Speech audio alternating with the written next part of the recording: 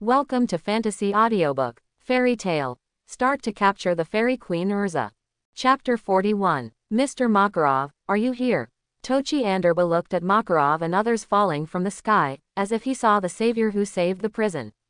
No matter how vicious and powerful the Wutiaochao family is, it will be bad luck to meet Makarov, one of the 10 great magisters, and Yuan, who is not weaker than the Holy 10. It's not that Wuzhouchao's family is weak, but that Fairy Tale is too strong. Makarov, one of the 10 holy magisters. The brawny man who had just been released, that is, the patriarch of the Wutiaochao family, and the boss of the Wutiaochao family, Dalam, was shocked after hearing Tochi Anderba's words. Doram frowned, thinking silently. Makarov, one of the top 10 magisters, is a monster powerhouse who has been famous for decades. He has already walked a long way on the path of magic. Yes, even in the eyes of a lawless dark guild magister like Doram, the 10 holy magisters can be called their forerunners in the magic way, seniors. Makarov, at the same time, behind Doram, his group of children all showed signs of wavering after hearing Makarov's name. The holy 10 magisters, we are saved. As for the guards in the prison, after learning the identity of the visitor, they showed a relaxed expression. And it was only Makarov's name that reversed the situation between the two parties in an instant. This is the gold content of the 10 great magisters. You think you are the top 10 holy magisters. Will I surrender like you? Don't be so naive. I still have the Tochi Anderba card in my hand. Seeing that the situation began to reverse, Doram looked angry. He stared at Makarov viciously, and aimed the spear in his hand at Tochi Anderbar. If you dare to attack me, just try it. See if you are faster or my spear is faster. Dolam's eyes were firmly locked on Makarov, and he didn't dare to be careless. Facing a strong man of the Holy 10 level, even a slight blink of his eyes would be fatal. I have to find a way to get out of here. Doram stared at Makarov's every move while thinking inwardly. Yes, at this moment, he has given up his plan to capture the prison. Facing the powerhouses of the top 10 magisters, as long as he can retreat completely, it can be called a victory. There is no shame in running away from someone strong at this level. No, to be precise, as long as you can escape against a strong player of this level, that is a big victory. Enough to brag about outside. Little devil, don't continue to degenerate. Makarov was floating in the sky, his terrifying magic power constantly oscillating. He looked at Dolam, who was threatening everyone with a spear in his hand, and taught indifferently. Humph, do you think I'm the kind of soft-legged shrimp who will be scared and can't walk when you preach casually? To tell you the truth, even if you are the 10 great magisters, I, Doram, are not afraid. Dolam looked at Makarov and roared angrily, then smiled coldly. He was different from those soft fools who were scared to the ground and begged for mercy when they saw the Holy Cross. He would never beg for mercy. Boom. Before Doram could say anything more, a terrifying pressure fell from the sky, causing Doram's body to freeze. At the same time, a powerful suction force directly pulled Tochi Anderbar, who was a hostage, over, and landed beside a crowd of guards. It's okay, Uncle. Yuan landed in front of Tochi Anderbar and asked. Call, thanks for your help, Egwene. Tochi Anderba looked at Yuan and thanked her. It's fine. Yuan shook her head, then looked at Doram and the Wutiaochao family. Ivan, that Yuan who destroyed the Blast Mountain range and was called the Son of the Star, with the titles of Crashing Star, Kungshing, and Polar Star. I didn't expect that even a magister like you would come. Doram's pupils trembled after hearing Tochi Anderbar's words. Am I that famous? Yuan frowned. He remembered that he hadn't done a few missions in total, and what the hell is this collapsed star, group of stars, and pole star? Your deeds have already spread all over the mainland. You are much more famous than I imagined. Brat. Makarov looked at Yuan and smiled. Nothing made Makarov happier than seeing his guild members become famous across the continent. Brother Yuan is so strong. Gray and Leon looked at Yuan with small stars in their eyes, and at the same time thought in their hearts that when they grow up, they will also be famous in the mainland like Yuan, and the enemy will call out their name when they see them. The title then shivered. Ha ha ha, a holy 10, and a strong man who controls celestial magic. Even if my Doram loses, it's worth it. While Yuan and the others were chatting, Dolam suddenly laughed. A criminal like him would only meet some S-level magisters from the Guild of Light in the end, but now he actually met the Holy Ten, and a strong man who has mastered celestial magic is definitely not weaker than the Holy Ten, and even surpasses some Holy Ten. He was so lucky. Doram, who originally planned to escape, had a change of mind, because he knew that he could no longer escape. As long as you are all knocked down, Lao Tzu's name can be resounded all over the world, right? The hostages were rescued, and the enemy was too powerful, causing Doram, who started to go crazy, to look at Yiwen and Makarov with a grin. No, you're thinking too much, I'm not here for such a small character as you. Yiwen shook her head mercilessly as she looked at Doram, who was constantly fantasizing about it. In the eyes of Yiwen and others, Doram was not even an appetizer, and the opponent's strength was a little more difficult for Grayer Leon. Doram, who was eager to try, immediately lost his excited expression after hearing Yiwen's words. His body trembled slightly, and the enthusiasm that was burning in his heart instantly cooled down. It feels bad. Seeing Dolam's expression, Gray and Leon felt palpitations. Eldest son, is that ready? Doram did not continue to attack, but asked behind him. Father is ready. The eldest son of the Wudiaochao family nodded slightly and replied. Then let's get started. When Doram heard this, the corners of his mouth turned up. He wanted all those guys who looked down on him to pay the price. The price of blood. Obey. The eldest son of the Wujohashi family received the order, and immediately raised a translucent control plate with the key logo in his hand. No, that's the key to the prison.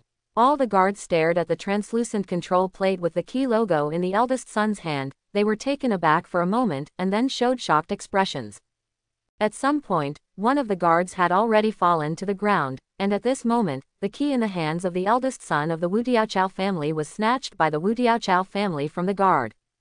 Unlock. With the order of the eldest son of Wudiaochao's family, all the small houses used to hold criminals were opened, and all the evil criminals were released. These criminals are all ruthless characters, each of them is a headache for the Magic Council, and many of them are monsters who have been selected as S-class criminals. Ha ha ha ha, now the situation has completely reversed. The number of people on our side has increased too much. Even if you are the Holy Ten, you will feel strenuous in the face of this number of enemies, right? Doram looked at Egwene and Makarov with a smug expression and laughed. Everyone, we are the Magisters of the Wudiaochao family, and now you have been released by me. You have been imprisoned in this prison for too long, now let us resist. Let these jailers feel the pain in our hearts. The endless rage. Immediately afterwards, without waiting for Yiwen and the others to reply, he opened his arms and shouted loudly to the countless criminals in the sky. Ha ha ha, finally released. These jailers were very arrogant before. This time I must kill these guys. I will never recruit suitable jailers in this prison. The vicious criminals released by Dolam from the dark box looked at the guards of the prison, as well as Yiwen and the others, and kept roaring. What, however, regarding the scene in front of her, Egwene just yawned boredly. In fact, Yiwen let these people open the prison door on purpose. Yiwen had seen the small movements of the Wudiaochao family long ago. If he wanted to, the moment he met these idiots, these people would have fallen. And the reason why he gave these people the opportunity to open the prison cell was because. Hooray, don't be afraid. As the head of the warden, Jiyu Luogu stared at the criminals in midair, and asked the guards behind him to hold weapons and prepare for battle. And Jiyu Luogu himself stood at the forefront of all the guards, waiting for the enemy's attack at any time. Yeah, what are you doing? Don't touch and hug. It was also just after Jiyu Luogu asked the guards to line up, the girl's screams sounded from the guards behind Jiyu Luogu. What? Jiyu Luogu froze for a moment, then looked back. I saw behind everyone, at some point, there was an uncle with short brown red hair and a pitch-black cloak. At this moment, this uncle was hugging two tall female guards with outstanding appearance, and kept raising and lowering his hands, saying all kinds of gossip. While the other guards held weapons and nervously looked at the criminal, who had arrived among the crowd at some point in time. Makarov and the others also turned their heads when they heard the movement behind them. When he saw Kildas, his pupils trembled and he murmured, "That's it. It really is you, Kildas, I can feel your magical power from a long distance away." While Makarov was in shock, Yiwen sighed as she looked at the man with short brown red hair. Yes, the coquettish uncle with short brown red hair and holding two beautiful girls is exactly Kildas himself. Well, I also feel your magic power, Egwene. After hearing what Evan said, Gildas turned his head and looked over. People you know. The gatekeeper who surrounded Gildas didn't know what to do when he saw that Gildas and Ewen knew each other. Who is this wretched uncle? Gray and Leon looked at Gildas with the same doubts. In their eyes, Gildas was a lecherous and perverted uncle. They originally planned to rescue the little girl who was hugged by Gildas, but after hearing the conversation between Egwene and Gildas, they put away their magic, looked at Egwene and asked in doubt. To be honest, they didn't think Egwene would know such a wretched person. Although I don't want to admit it, the wretched guy in front of you is also a member of Fairy Tale. And he is the strongest male magister, and his name is Gildas Clivey. After listening to Gray and Leon's question, Ewen let out a sigh of relief, looked listlessly at Gray and Leon and replied. This wretched uncle is also the magister of Fairy Tale. And the strongest male magister in Fairy Tale. Is he stronger than Egwene? After hearing what Evan said, Gray and Leon were taken aback for a moment, then their eyes widened, and they looked at Ewen in disbelief. Well, stronger than me. Egwene answered truthfully. It's just unimaginable. After hearing Egwene's answer, Gray and Leon were once again so shocked that their eyes widened. These are not important, the important thing is. Gildas, why did you come here? Isn't this a prison for prisoners? And what are you doing now? Let go of the two girls in your arms. Makarov looked at Gildas with a shocked expression on his face. He did feel the magic of Gildas nearby, but Makarov never thought that Gildas would be caught in prison, or rather, Makarov is good at self-hypnosis. Before he saw Gildas, he had always firmly believed that Gildas might just be passing by. As a result, Makarov was talking, the more he thought about it, the more angry he became, and finally roared angrily, and punched Gildas on the head with his fist. President, it really hurts. Gildas felt the giant fist of love on his head, and let go of the girl in his arms with a look of lovelessness. It does not matter. Gildas, answer me first, the question I asked you just now, how did you come here? Could it be that you did something illegal? Makarov came to Gildas, looked at Gildas and asked angrily. Afterwards, Makarov looked around and found that no one was staring at him, so he whispered to Gildas, idiot, didn't I say that? If you overdo it, run away. How did you get caught? Did you get caught? If you were caught, it would be troublesome, I guess you will be locked up for at least a week. It's not what you think. President, Gildas looked at Makarov who moved his head closer, scratched his broken red hair, and thought about how he should explain this matter to the president. Does it need to be said? President, what kind of man is Gildas, don't you understand? Ewen floated to Makarov's side at this time, and interrupted. Look, Egwene still understands me. Gildas didn't expect that Egwene would speak to him. Not long ago, he had a slight advantage over Egwene, and left Egwene alone on the ice field, and ran away by himself. Thinking about it now, what he did at that time was indeed it's too much. No matter what, he should also cover Ewen with a quilt, make a good disguise and run. Otherwise, if some monsters accidentally saw Ewen lying casually on the snow, and regarded Ewen as a corpse and food, wouldn't those monsters be dangerous? Gildas, he must have molested a good woman in public, and then he was imprisoned here. Egwene preached without thinking. Based on Egwene's understanding of Gildas, it's pretty close. That's right, just like Ewen said, I molested a good woman in public, that's why I was caught here. What? Gildas, who was still nodding his head and cooperating with Ewen, suddenly sensed something was wrong. He raised his head to look at Ewen, and then roared angrily, that's not the case. You. Apart from this reason, you don't have other reasons, right? Anyway, it must be because of women. Uncle Seppi. Ewen looked at the furious Gildas and said unwillingly to be outdone. Although it is indeed because of women, it is not what you said at all. I came here because a beautiful woman entrusted me with a task. You. Also, I have endured you for a long time before. I am only in my 30s, and I am still a few years away from 40, so I am not an uncle yet. Young people can only be called uncles after they are 40. This is common sense. Remember it for me. The veins on Gildas' forehead tensed up, and he looked at Egwene and roared angrily. You may not become an uncle after 30, but you are undoubtedly an uncle. Uncle Seppi. Yi Wen was not used to Gildas at all, and continued to speak angrily. According to Kildith's logic, when Kildas is 40 years old, he will definitely tell others that it is common sense that a man can only be called an uncle when he is 50. Asshole. Words like. That's why Yi Wen is not used to the color criticism in front of her at all.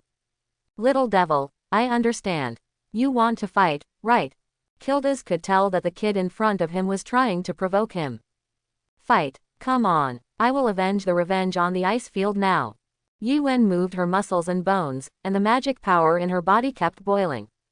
And if you look carefully, at this moment, the guild medals of Egwene and Gildas are shining brightly again. The emotions of the two are also constantly high. Then try it, brat. When the time comes, I will punch you and cry, so don't go back and find your mother. When Kildas said this, he put on a cheap expression. Hee. Facing Kildith's ridicule, Yi Wen just smiled coldly. For a moment, the magic power between the two kept stirring. In the blink of an eye, Egwene and Gildas had entered fairy tale mode. You two stop. Makarov looked at Gildas and Yi Wen, who were boiling with magic power, and said to stop them. However, Gildas and Yi Wen seemed to have not heard it, and both of them looked at each other directly. I can't listen anymore. Makarov looked at Gildas and Egwene, who could not hear him safely, with cold sweat streaming down his forehead. Next second, Gildas and Yi Wen collided together, and the terrifying air flow spread from between the two of them towards the surroundings. Not good. The terrifying air current made Makarov push the guards behind him, far away from Egwene and Kildas, for fear that the aftermath between the two would affect Councillor Torchy Anderbar.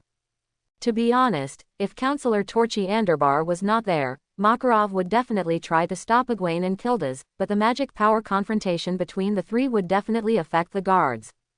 Infighting. At the same time, the criminals who were released at this moment looked dumbfounded at the top-notch Egwene and Kildas, completely unaware of what happened.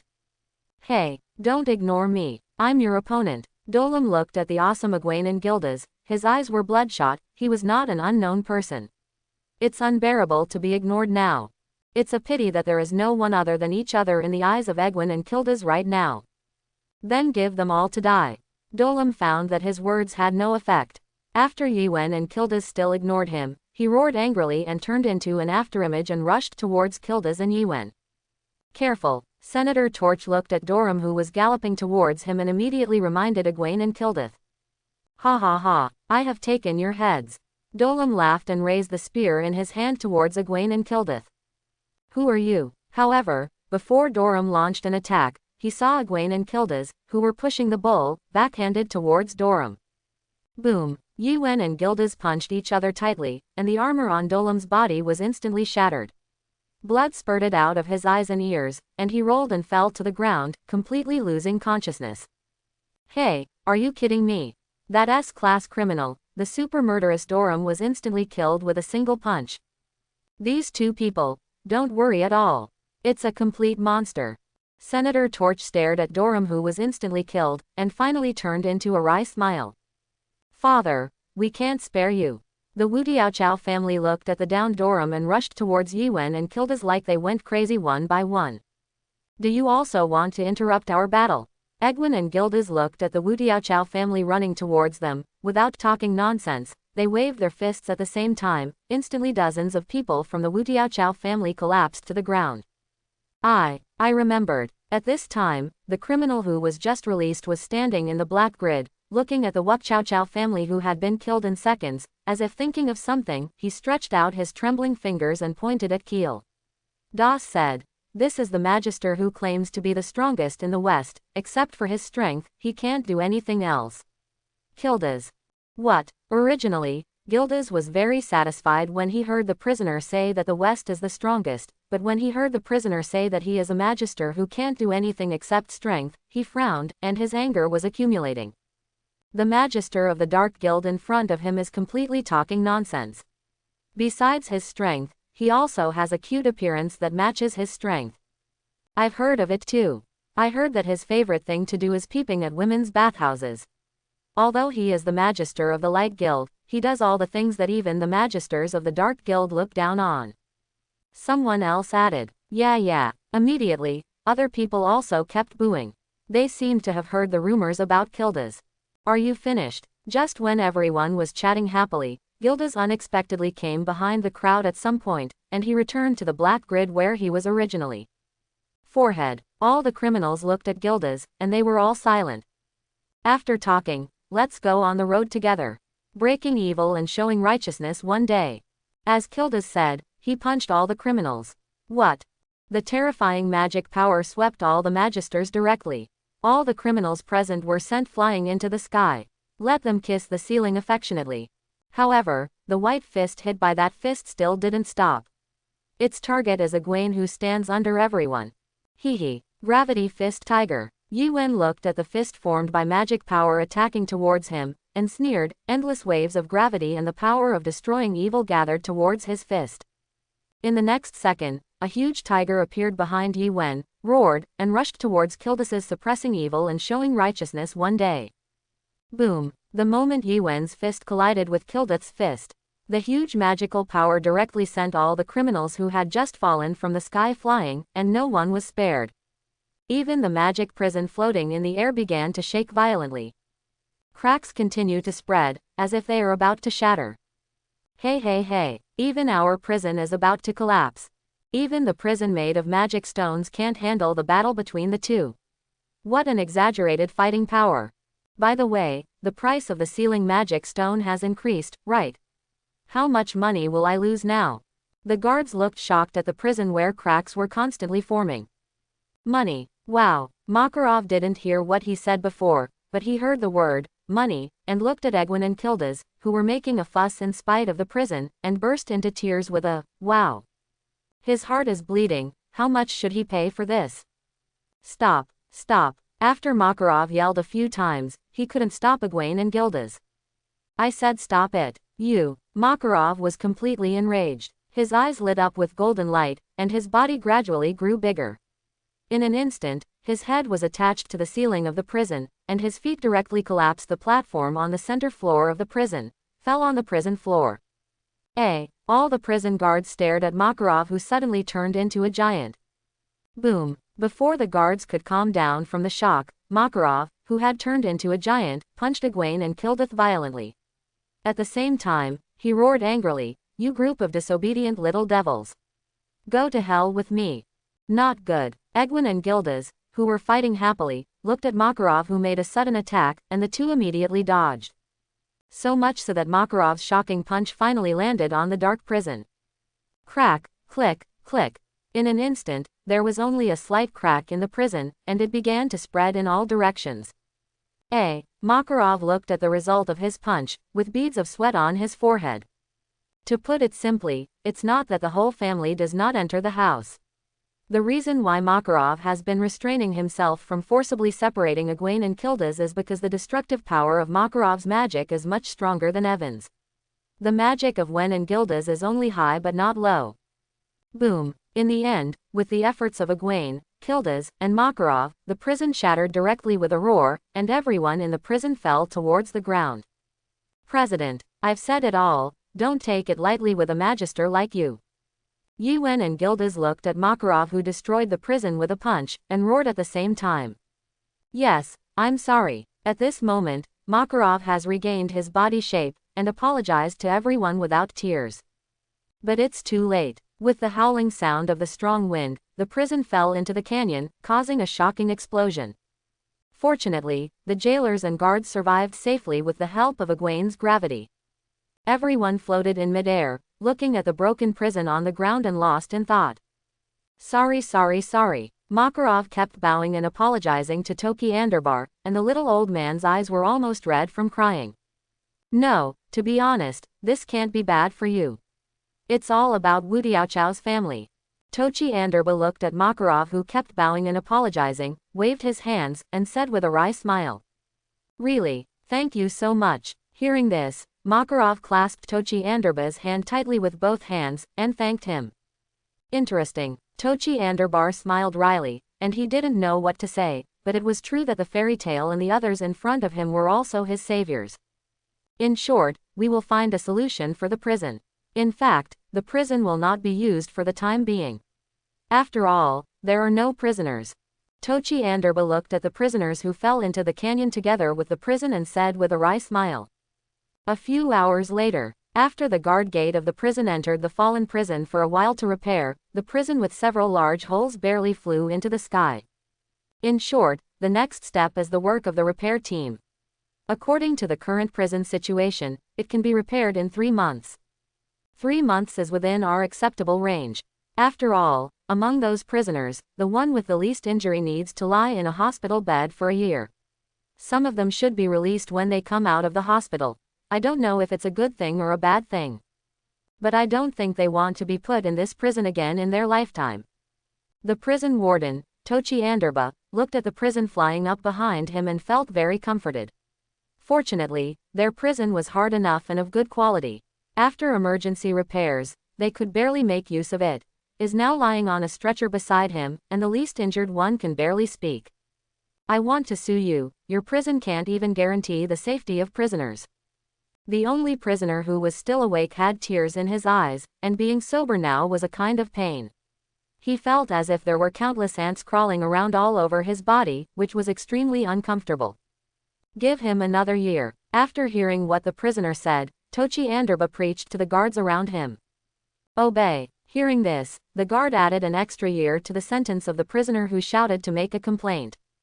Quote. Immediately, the last prisoner who could speak also shut his mouth. Ah! Tochi Anderba heaved a sigh of relief seeing the prisoner who finally shut up, and then turned to look at Makarov and the others. He bowed lightly and thanked. Anyway, thanks to Fairy Tale this time, my lord, this kindness will always be engraved in my heart. No, this is what we should do.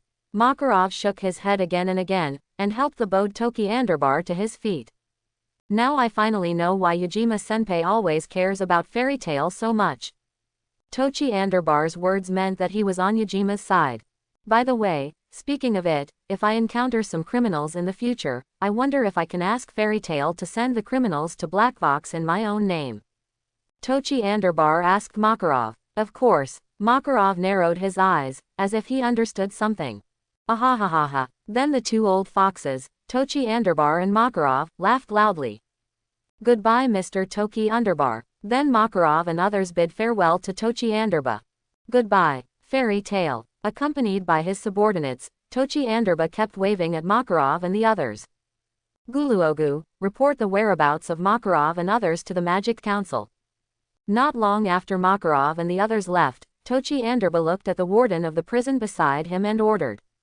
Forehead. This is not good. Warden. After all, Fairy Tale helped us just now, so it's two. Guluogu looked at Tochi Anderbar with a sad face. You must know that Fairy Tale had helped them just now, and now they made trouble as soon as they left. Even if it was ordered by his father Torch Anderbar, there is also some hesitation. Idiot, I asked you to report the fact that Fairy Tale helped us solve the problem. Also, Fairy Tale belongs to the Guild of Light. Why do you show an expression of treating the Guild of Darkness? Our Senate will not catch Fairy Tale. Tochi Anderba looked at Guluogu's expression, was speechless for a while, and then educated. Oh, by the way, Fairy Tale is from the Guild of Light. I forgot. I'm going to report now. After hearing Tochi Anderba's words, Guluogu's eyes lit up, and he hurried to inform the council.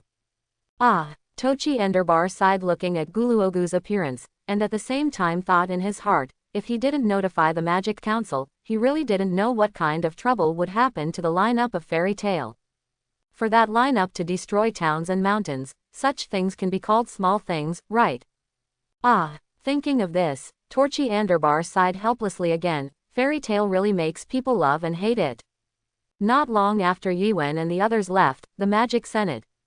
What are you saying? You have the ability to tell me again.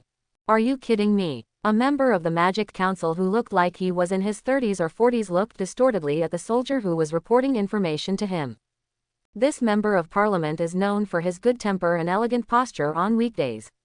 But when he heard the information reported by the soldiers to him, the elegance he had been trying to maintain in the past disappeared. At this moment, he widened his eyes, looked angrily at the soldiers of the council in front of him, and asked. Ah, that. The soldier was taken aback for a moment. He didn't expect the congressman in front of him to be so shocked after hearing the information he reported. To be honest, the reason why he came to report to the congressman in front of him was precisely because this congressman has a good temper, but now it seems that this congressman is not as good-tempered as everyone rumored.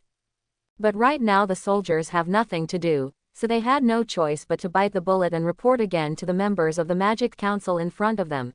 Mr. Chief Makarov, along with his members Gildas, Egwene, Uru, Gray, and Leon, are heading west together, and the target is probably the Fairy Tale Guild in the small town of Magnolia.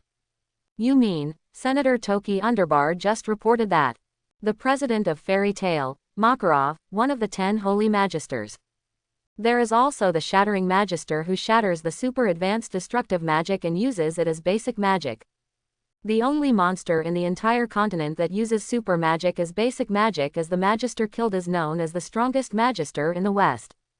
There is also Yuen who uses real celestial body magic as a stone to hit people, and throws meteorites on other people's heads every now and then.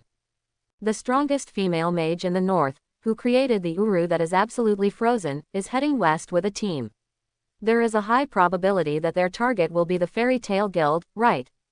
Are you kidding me? How can you report the destination of such a few people in the word approximate? If there is a slight mistake, do you know what will happen? The congressman looked at the soldier in front of him with a headache and roared angrily. This. The soldier was sweating profusely, but he didn't refute anything. In fact, the lack of information was indeed their problem, although it wasn't his problem. Just one of the people here is enough to give us a headache, and now they are all gathered.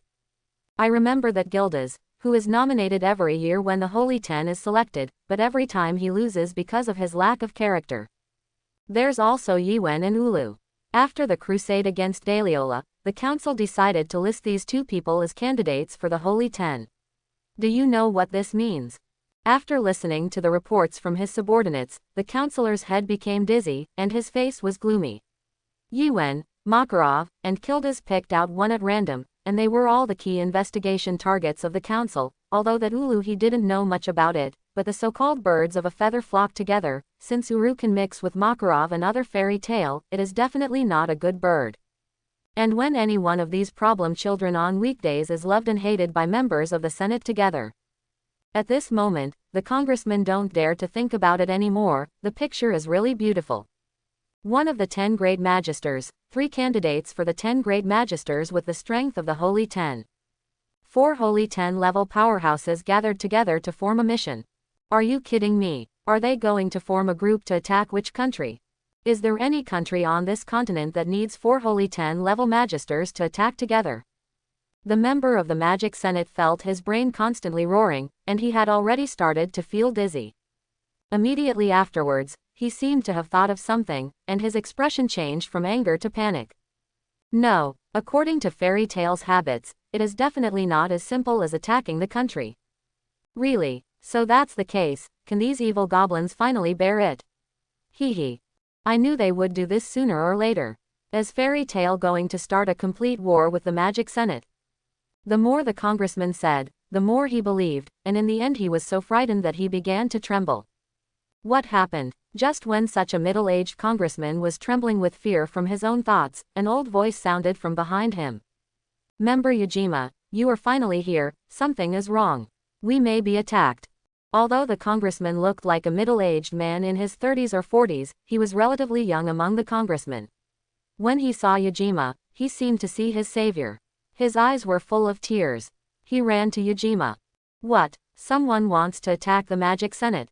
After hearing the words of the middle-aged counselor, Yajima was shocked. Since becoming a member of the Magic Council decades ago, Yajima has never encountered a magister who dared to act wildly in the Magic Council. That Makarov of the Holy 10. Smashed Gildarth. Egwene the collapsed star. There's also the Ulu in the northeast who invented absolute freezing, and they're all together. The senator watched Yajima speak nervously. Oh, did that Uru join Fairy Tale too? It seems that the Ponies Guild is getting stronger and stronger. Speaking of which, Pony, Gildas, Yuen and Ulu, if these 4 people form a team, isn't it the strongest team in Fairy Tale? Ah, I really miss it. It reminds me of when I was young, when Pony, Rob, Bob, Poliusica, and Goldman were all there, when we were all young. Yajima's eyes flickered, and he began to recall the time when he and others were young and powerful on the continent of Ishgar. Mr. Yajima, now is not the time to be in a daze. Think about it. On this continent, where is there any task that requires these 4 people to perform as a team? Based on my experience, these 4 monsters are very likely to attack the Magic Senate. The middle-aged counselor looked at the dazed Yajima and hurriedly spoke softly. Interesting. I'm sorry to make you laugh. People love memories when they get old. Yakima smiled at the member of parliament who looked at him, who was still too young. To be honest, he is indeed old, and he should retire. Unfortunately, Fairy Tale and Pony make him worry. Without his help in the council, it is not certain how the ignorant juniors in the council would treat the goblin. There is still a pony in his tail, so there is no way. Let his old bones stick to it for a few years. At least until the pony kids are all grown up. Hee hee. Thinking of this, Yajima laughed again, but in the eyes of this middle-aged counselor, Yajima, who was originally awake, turned into a daze again, and then woke up again. This made the middle-aged congressman wonder whether Yajima had Alzheimer's. Mr. Yajima, we don't have time for you to stay in a daze.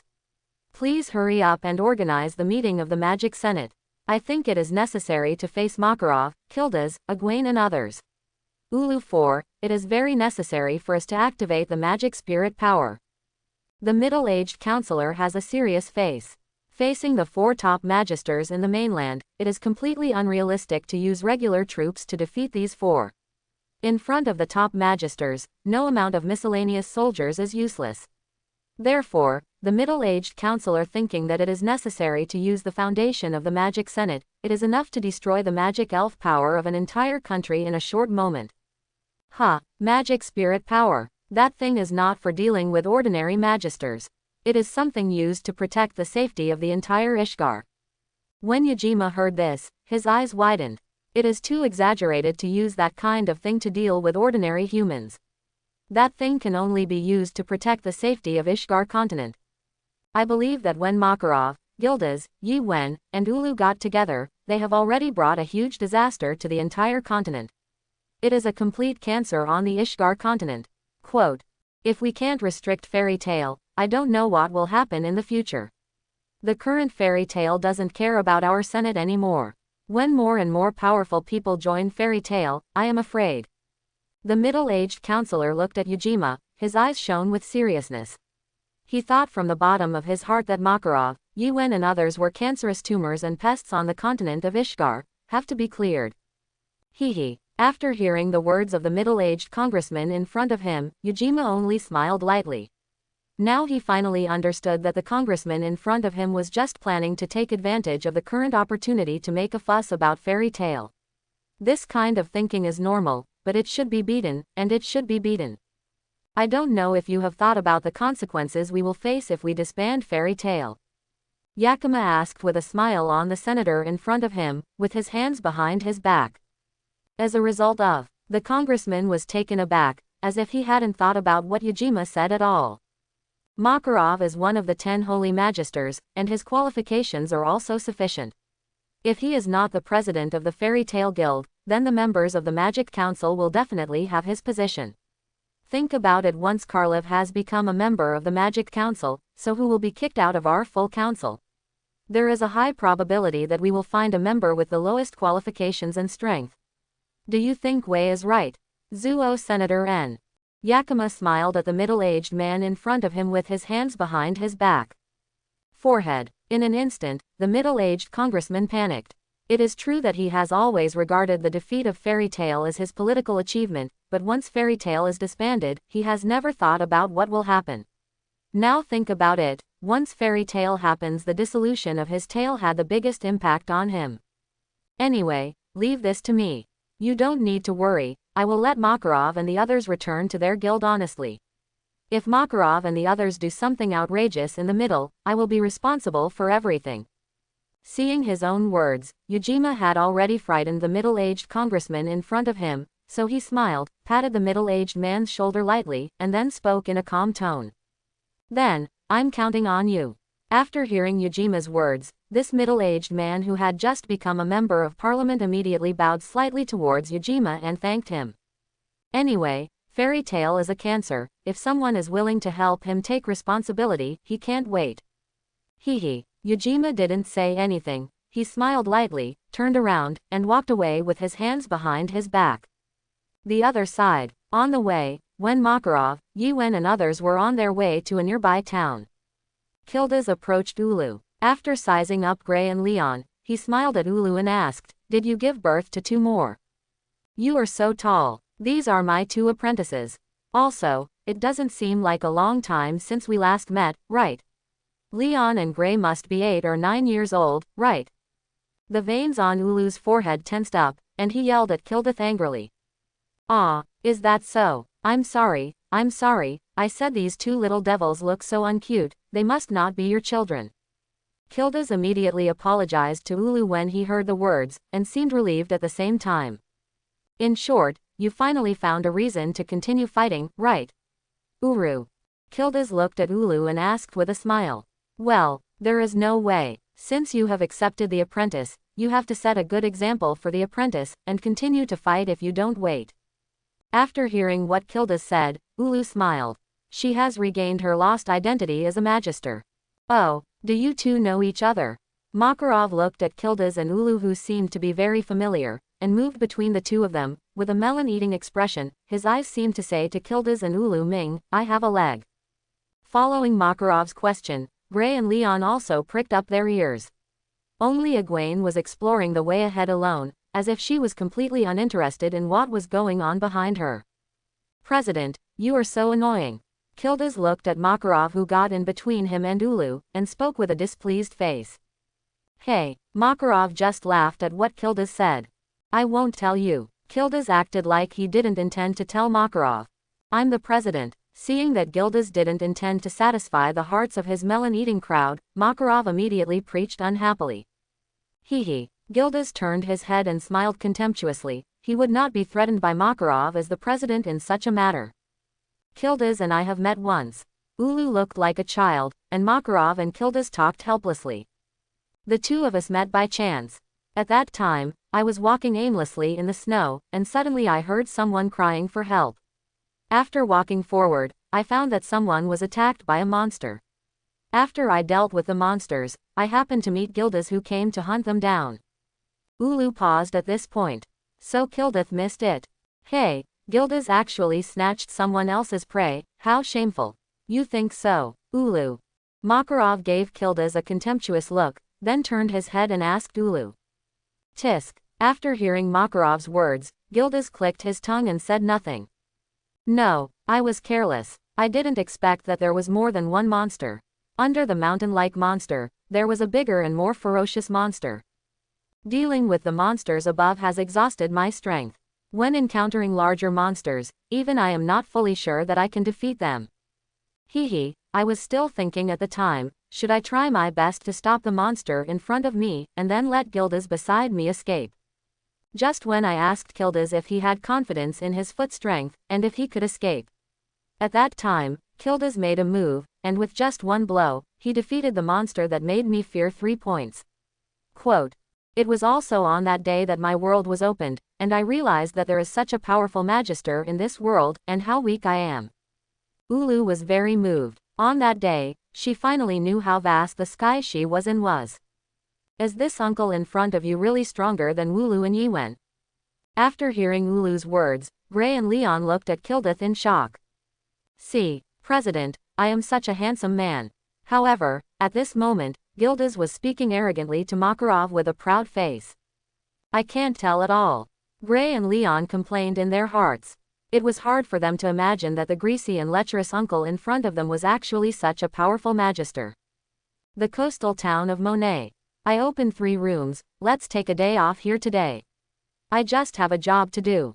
Kildes came to the hotel and opened 3 rooms. Kildes had a room alone, Ulu, Gray and Leon had a room, and then Makarov and Ewan had a room. After opening the rooms, Kildes turned around and spoke to the crowd. Mission. What mission do you have? Could it be that this time you are helping a woman teach a scumbag again?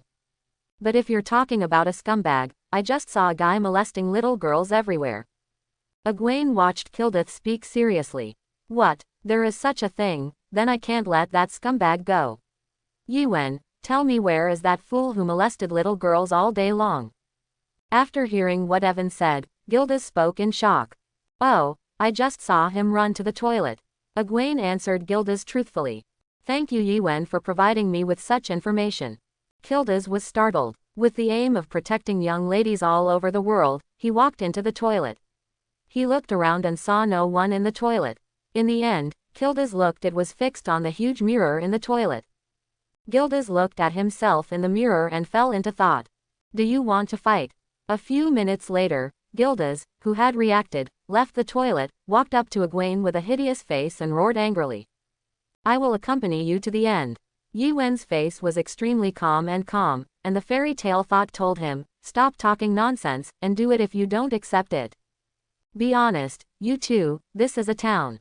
If you two fight, the whole city will disappear. Makarov pushed Egwene and Gildas away, and at the same time he sighed helplessly and preached. He couldn't imagine the consequences of a war between Gildas and Egwene here. Whether it's Gildas or Egwene, the magic of the two is too exaggerated and overbearing. If they fight, the destructive power it will cause is unimaginable. Anyway, you guys are waiting for me here. After I finish this last mission to defeat Unical, let's go back to the guild together. Speaking of which, I miss the guild's beer. Seeing Makarov's face, Gildas stopped haggling with Yiwen. He turned around, leaving Yiwen and the others with a back that he thought was extremely chic, and walked away slowly. Egwene, what mission do you think Gildas will go on? Makarov and Yiwen leaned on the window, looking at the extremely reckless Gildas who smashed the wall of the hotel, and asked suspiciously. 80% of the tasks are related to women. Egwene replied without thinking. That's right. Makarov nodded helplessly after hearing what Egwene said, and then continued to sigh. Really, all of you are like this, which makes the old man feel worried, and I don't know what you are doing. Is it time to grow up? The strongest magister in the guild has such a virtue. This is true, and I don't know if it is a blessing or a curse. In short, when you are fighting, you must fight with all your strength, and when you rest, you must also rest with all your strength. Makarov lay down on the bed and squinted his eyes to rest, based on the principle that the free hotel should not be wasted, and that the free money must be taken advantage of. However, Makarov and Egwene didn't rest for long, when there was a loud noise from the street outside their window. What happened? Makarov, who was awakened by the noise, looked at Egwene with a bald head and asked. Chairman, come here quickly. There is a good show to watch. Yiwen stood by the window, watching the scene outside, the corners of her mouth slightly raised. Good show. After hearing what Egwene said, Makarov narrowed his eyes slightly. Makarov instinctively had great doubts about the word, good show, in Yiwen's mouth, and an ominous premonition deep in his heart was setting off alarm bells for him. After thinking for a few seconds, Makarov walked up to Egwene's side, and then his body gradually grew bigger, and then he stopped slowly when Makarov's height surpassed the window sill. Body, looking out from the window. Get out of the way. Don't get in the way. See, on the street, a middle-aged man with short reddish-brown hair combed back and wearing a dark cloak was running forward with two women in his arms. Not far behind this man was someone desperately chasing. The target, needless to say, is this uncle himself. That's Gildas, right, and he's carrying two girls on his shoulders, right. Looking at the scene outside the window, Makarov's eyes trembled, and his heart tightened. He knew that the good show Yiwen said was definitely not a good thing. Yes, at the moment, the man with short reddish-brown hair carrying the two girls forward is none other than Gildas. I saw two girls in Gildas' arms. One of them looked to be about 20 years old, wearing a cheap dress, and looked like a worker from some place. The other looked sloppy, his clothes were mostly patched, and he looked about the same age as Egwene. If you look closely, the two girls are somewhat similar in appearance, maybe they are sisters. Don't run. Give me back my people. No matter which guild's magister you are not allowed to mess around like this. Behind Gildas, there is a tall magister running fast with a feeding bottle in his mouth. On this magister is riding a short middle-aged man with a wretched appearance. At this moment, the middle-aged man was looking at Gildas almost frantically and shouted. Yiwen, what do you think of the current situation? Looking at the scene before him, Makarov fell into deep thought. Probably Gildas took a fancy to the boss's waiter, and then he picked up the waiter and the waiter's sister and carried them away together. Yuen analyzed the scene in her eyes, then he continued to add, but Kirtas is the same, his hands and feet are too inconvenient. He was discovered by that boss. If it were me, I would definitely not let anyone find out. No matter what the reason is, it's not right to do this, right? Makarov sighed helplessly, and then his eyes flickered with a golden light. Gildas, you have to do something wrong. There is a limit, I will let him go. Actually, there is another possibility that those two girls are the targets of Kildath's mission. Egwene thought for a while and continued to preach. Kildas. But before Egwene finished speaking, Makarov roared and jumped directly from the second floor. He fell behind the boss who was chasing Kildas, and then his body continued to grow, turning into a giant in a blink of an eye, and ran wildly on the street. It seems that the president didn't hear what I said afterwards. Really, each of them is too worrying. Egwene sighed helplessly as she watched Makarov jump from the window onto the street without waiting for him to finish speaking. Oops, the troublesome guy has appeared. At the same time, on the street, Kildas noticed Makarov behind him. A few drops of unnatural sweat appeared on his cheeks, and then he saw a burst of terrifying magic power erupting from his body. Girls, sit down, I'm going to speed up. As Kildas spoke, his figure turned into an afterimage and headed straight for the fishing boat at the pier. Forehead. The two girls who were hugged by Kildas were shocked, and they couldn't even open their eyes due to the strong wind. What kind of monster is this? Girl, speed up, speed up. As for the boss who was riding a tall magister behind Gildas, he also noticed Makarov running wildly behind him, with a terrified expression on his face, and kept urging the magister below him. Oh, the magister named Milkman took out a bottle of milk from his trouser pocket and poured it into his mouth continuously. As the milk entered the baby's stomach, bursts of milky white gas burst out of his body instantly, and its speed, in an instant, gave birth to a whole new level. What strange species? Yuen on the second floor of the hotel looked at the three people running wildly on the street, the corners of her eyes twitched slightly. What's going on in Egwene Street? What are the president and Kildas doing? Just as Yuen was looking at the three people running wildly on the street, unable to describe her mood at the moment with words, the door behind him was pushed open forcefully. Ulu strode into it, looked at Yuen and asked. Anyway, it's not just running in a race. I'll go and see. Ulu, you are here to watch the children. After Yuen finished speaking, she flew out of the window and headed straight for Kildath. A few minutes later, Kildas had already arrived at the pier first, and he looked anxiously at the captain and said, Captain, I'm going to hunt unicorn. Are these two girls also hunting unicorn together? The middle-aged captain with a pipe in his mouth looked Kildath up and down, then looked at the two girls in Kildath's arms and asked. Of course we are together. Gildas nodded lightly, then directly hugged the girls in his arms and jumped onto the boat. Sail the boat, sail the boat. It's not good to miss the opportunity. After jumping onto the boat, Gildas smiled at the captain of the hunting boat who was still below. What a monster. The captain gave Gildas a slightly surprised look, then turned around and immediately gave orders to the sailors beside him, you guys are out to sea. Follow orders. After the sailors got the captain's order, they boarded the hunting ship one after another. Suddenly, accompanied by bursts of sirens, the hunting boat, which was used to hunt unicorn, finally headed towards the sea. Kildas. Just as the boat used to hunt unicorn moved forward, a tall figure roared and came to the pier. Hey, hello, is that a giant? After hearing the sound, the sailors on the hunting boat looked back. They all stared wide-eyed at the tall existence on the pier. Giants are rare even in this magical world. As expected of Makarov, it's fast enough. Kildas looked at Makarov who had already arrived at the pier, not too far away from them, a few drops of cold sweat dripped from his face. Sail the boat quickly. If you are caught up, you will suffer. After looking at Makarov fearfully, Gildas spoke to the sailors on board. Don't worry, Mr. Magister, this is the sea, no matter how tall that giant is, it is impossible for him to walk in the sea. After listening to Gildas' words, some sailors preached with a relaxed expression. That's not necessarily the case. After hearing what the sailor said, Gildas shook his head. It would be great if things were really as the sailor said. Kildas. As Gildas finished speaking, the giant standing on the pier let out roars, and he stepped into the sea one step at a time. At the same time, his body began to grow bigger and bigger, and eventually became so big that even standing in the sea, he could still expose his upper body. Immediately afterwards, the giant walked towards Kildith and the others with big strides. Are you kidding? Can that giant grow bigger? The sailors stared at the suddenly enlarged Makarov. If it's a joke, it's fine. It's troublesome now. Kildith looked at Makarov and felt troublesome. He thought about how he should explain to Makarov.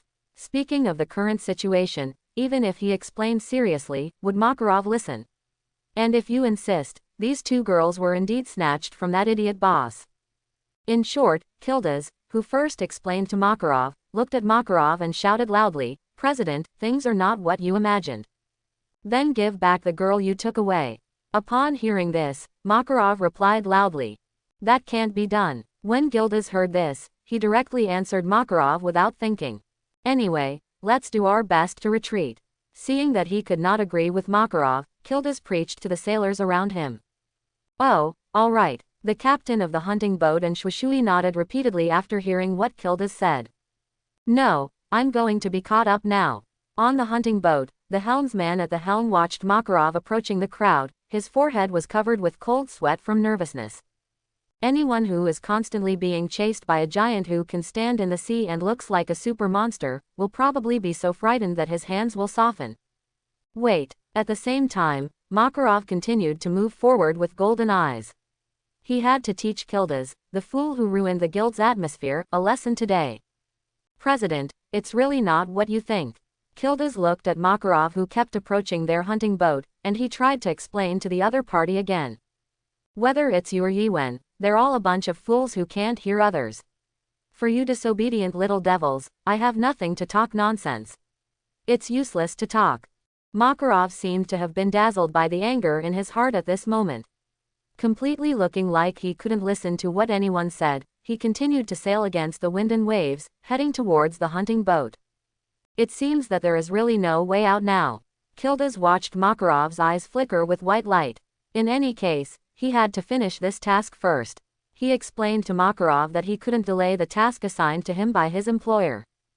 Okay. Just as Makarov, who was standing with his feet in the sea, and Kildith, who was standing on the hunting boat, stood facing each other, and at the moment when they faced each other faintly, accompanied by a groan, Makarov's expression froze. Makarov looked down at the sea below him, and he felt that there seemed to be something in the sea, biting his toes. This is very abnormal, because with Makarov's current size, it is basically impossible for any marine life to provoke him. What? Makarov was puzzled, and shook his feet vigorously, then groped in the sea water in front of him. That looks very much like a person who ran into the river to fish in the countryside. After a while, Makarov seemed to have touched something in the sea, and immediately fished out what he touched out of the water. I saw a strange fish with a length of more than 10 meters, black horns growing on its head, and multiple eyes on its face, which made people feel creepy, and its sand value plummeted. Makarov directly fished it out of the sea like this. Ah, you can't be wrong, that strange fish is unical. The sailors stared wide-eyed at the strange fish that looked like a small fish in Makarov's hand.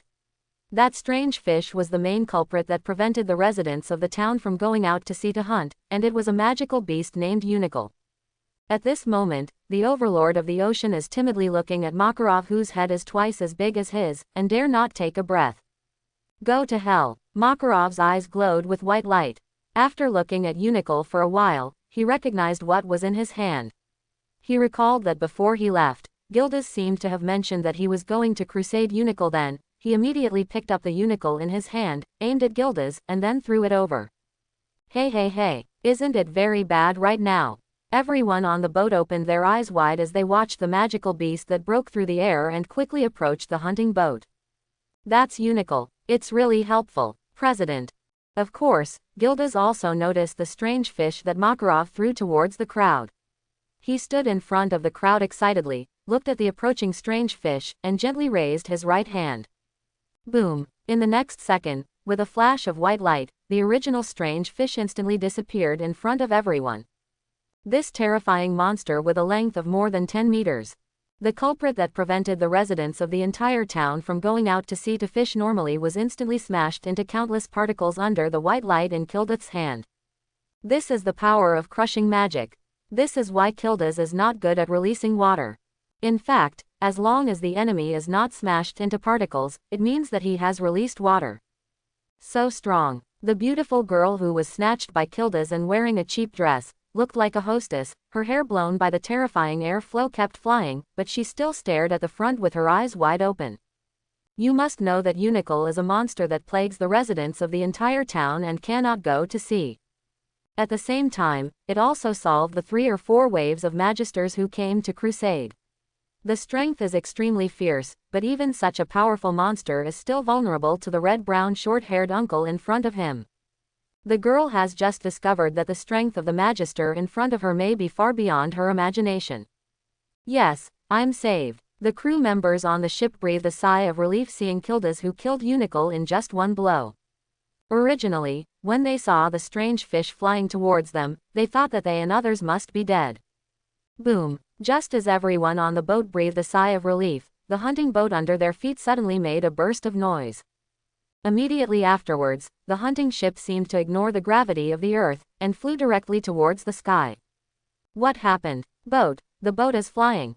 What happened? Everyone on the boat shouted in surprise as they saw the hunting boat suddenly leaving the sea.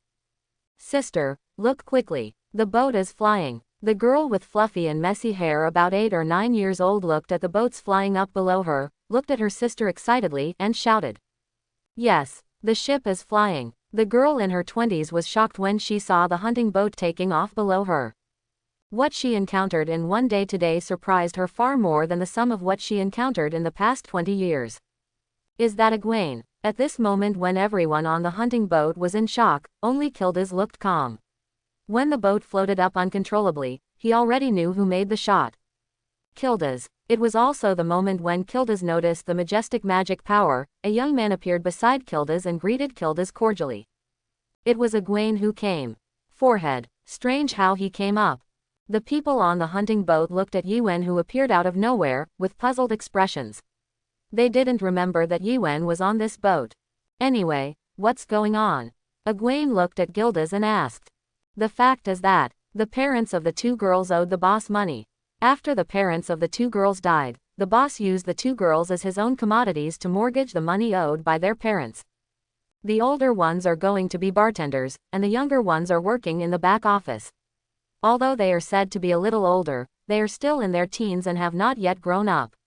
It just looks more mature with makeup. Then when I was discussing with the boss how to attack Unicle, I happened to meet 2 people. The elder sister hoped that I could entrust me to help her and send her 8-year-old sister to a relative's house. After hearing this, I accepted the commission, and I really didn't like the behavior of the boss, so I rescued the 2 girls. Kildith scratched his head and spoke helplessly. I see, I understand. I remember that the mainland of Ishgard now clearly prohibits the contract of selling one's body, right? Simply put, the businessman broke the law, right? In a short moment, Egwene figured out what happened, and at the same time, doubts arose in his heart. Since the businessman broke the law, why don't you go to the soldiers for help? Egwene asked Kildith the question in her heart. Are you kidding? We are the magisters of Fairy Tale, how can we ask soldiers for help? If the soldiers find out that I accidentally destroyed half of the town when I was on a mission last time, then things will not be so good. When Kildith heard the word soldier, his body trembled instinctively, and then he watched Egwene speak seriously. This. Egwene didn't know what to say.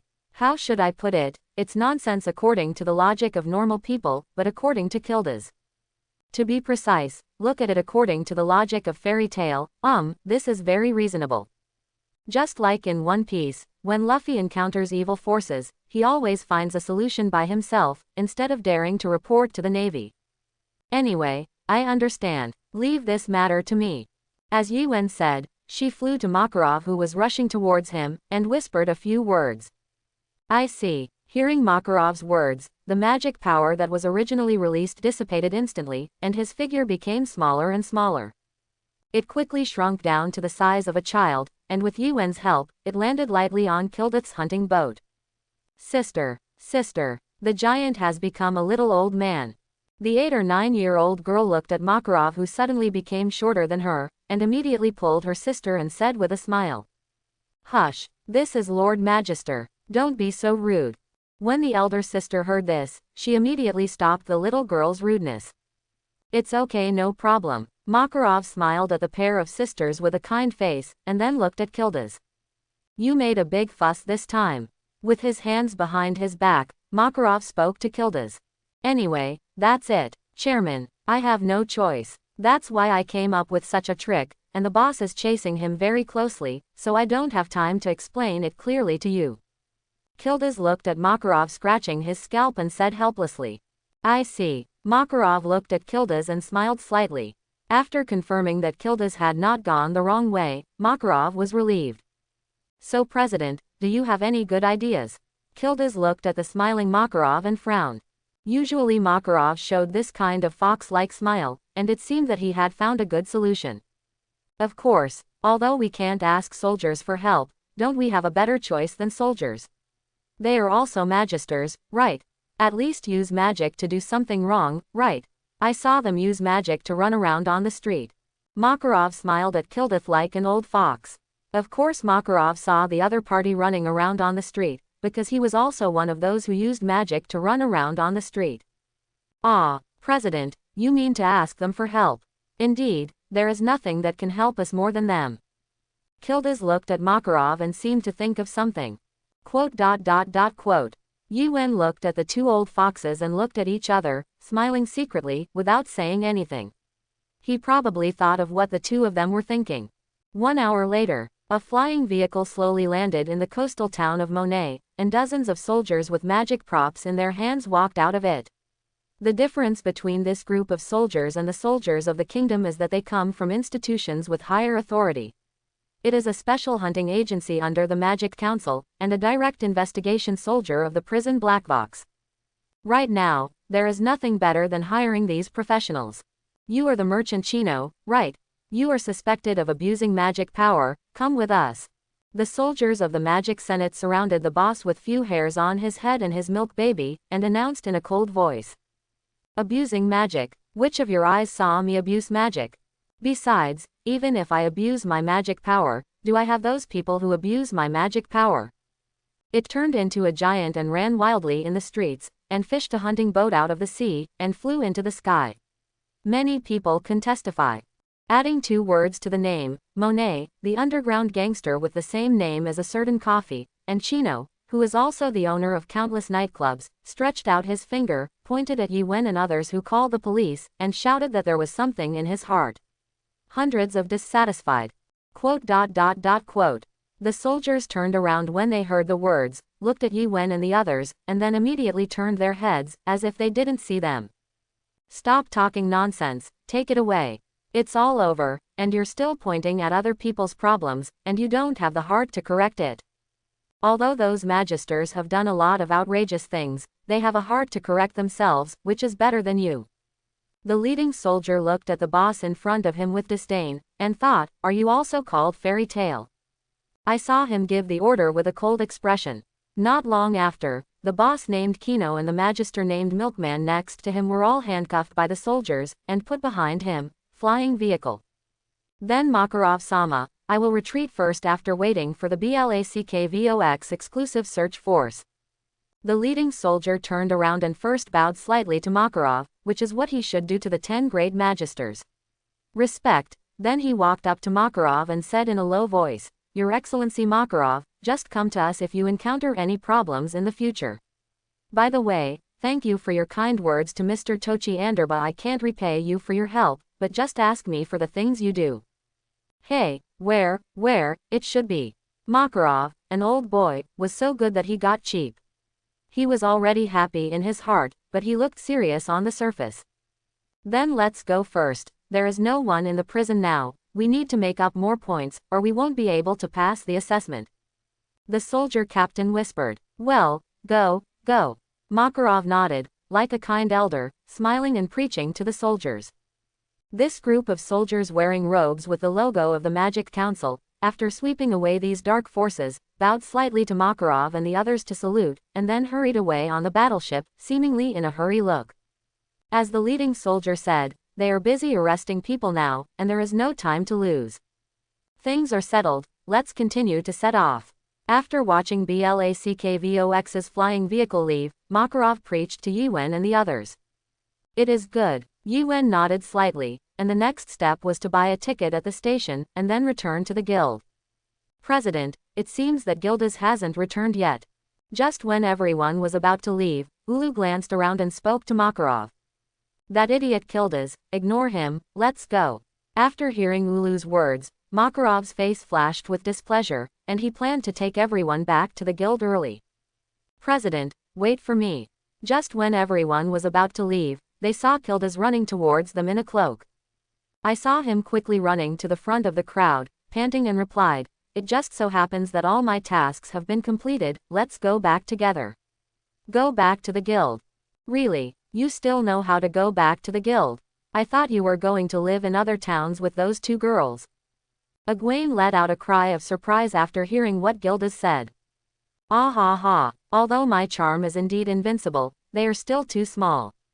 After listening to Egwene's words, Gildas wiped the bright red lip marks on his cheeks with his cloak.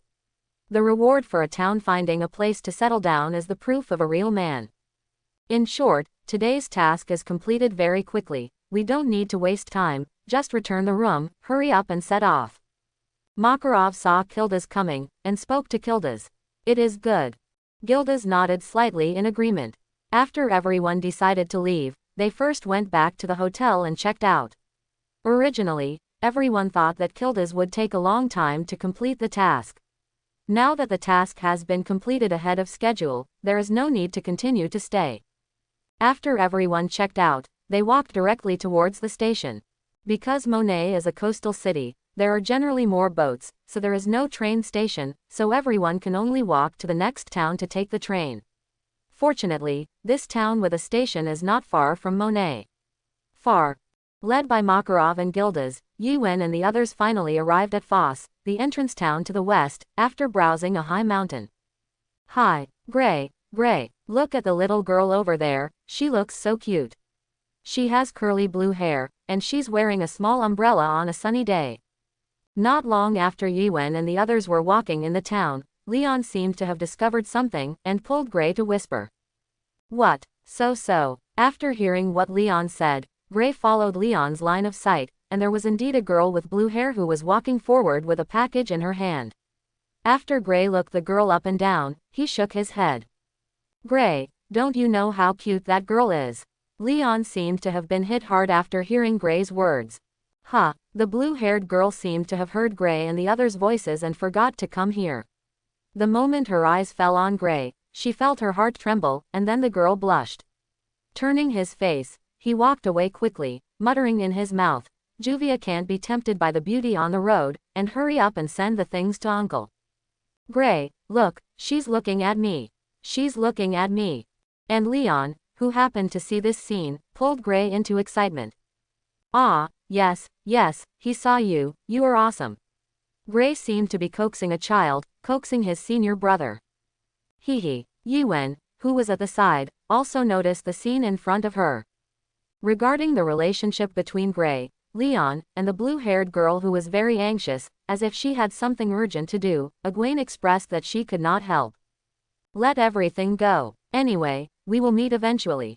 After Yuen withdrew her gaze, her eyes fell on a boy who passed by him and looked slightly older than him.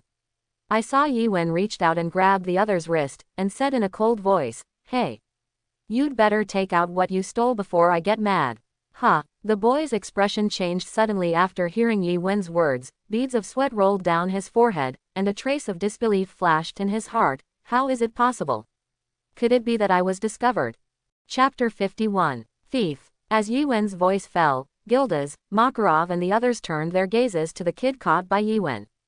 There's no other way. The thief knew that he had been exposed, but fortunately he did not hide. He took out a capsule from his pocket and stuffed it into his mouth. In an instant, the thief's world changed, as if time was suspended in the thief's eyes. As long as there is a potion developed by the magic development department that allows me to use 1 second as 30 seconds, I will never be caught. Sure enough, being a thief is right. The thief smiled confidently, and then prepared to break free from Egwene's little hand holding his wrist.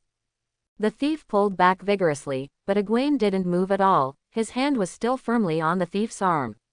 Okay. The thief was taken aback for a moment, thinking that he didn't use enough strength, and then began to pull desperately, but no matter how hard the thief tried, he couldn't break free from Egwene's wrist. What? There is such a thing. After the thief found that he couldn't break free from Yuen's wrist no matter what, he opened his mouth wide in surprise, his eyes full of disbelief. In this case, won't I be caught? Otherwise. The thief looked at Yuen's wrist, and felt ruthless. He took out a dagger from his pocket and pointed it at Yuen's wrist, as if he was about to chop it off. Suddenly, he let go of the dagger in his hand. Never mind, I'm just a thief. If I continue, it will be against my profession. There was a flash of relief in the thief's eyes, as if he had given up resisting. You're sensible, in the end, you saved yourself. Just when the thief was thinking about reading for a second and was about to give up resistance, a scene that made the thief's hair stand on end happened. Yuen, who was supposed to pause in place, suddenly spoke. Can you keep up with my speed? The thief's eyes widened after hearing what Egwene said. Isn't this an obvious thing?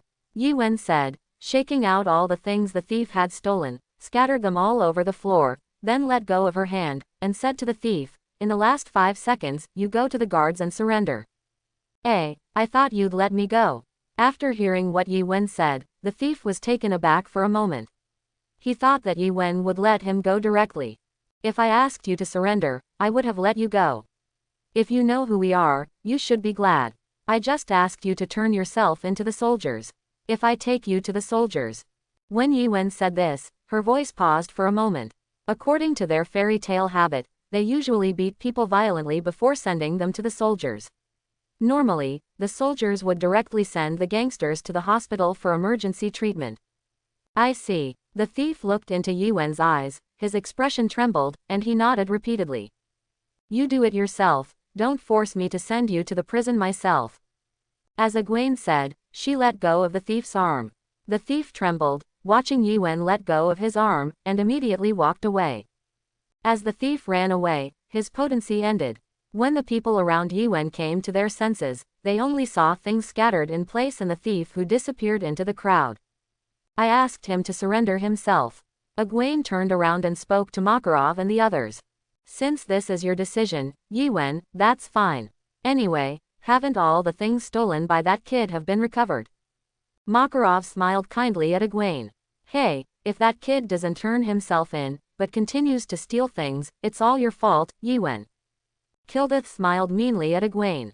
Obviously, these two people also noticed what happened. Quote.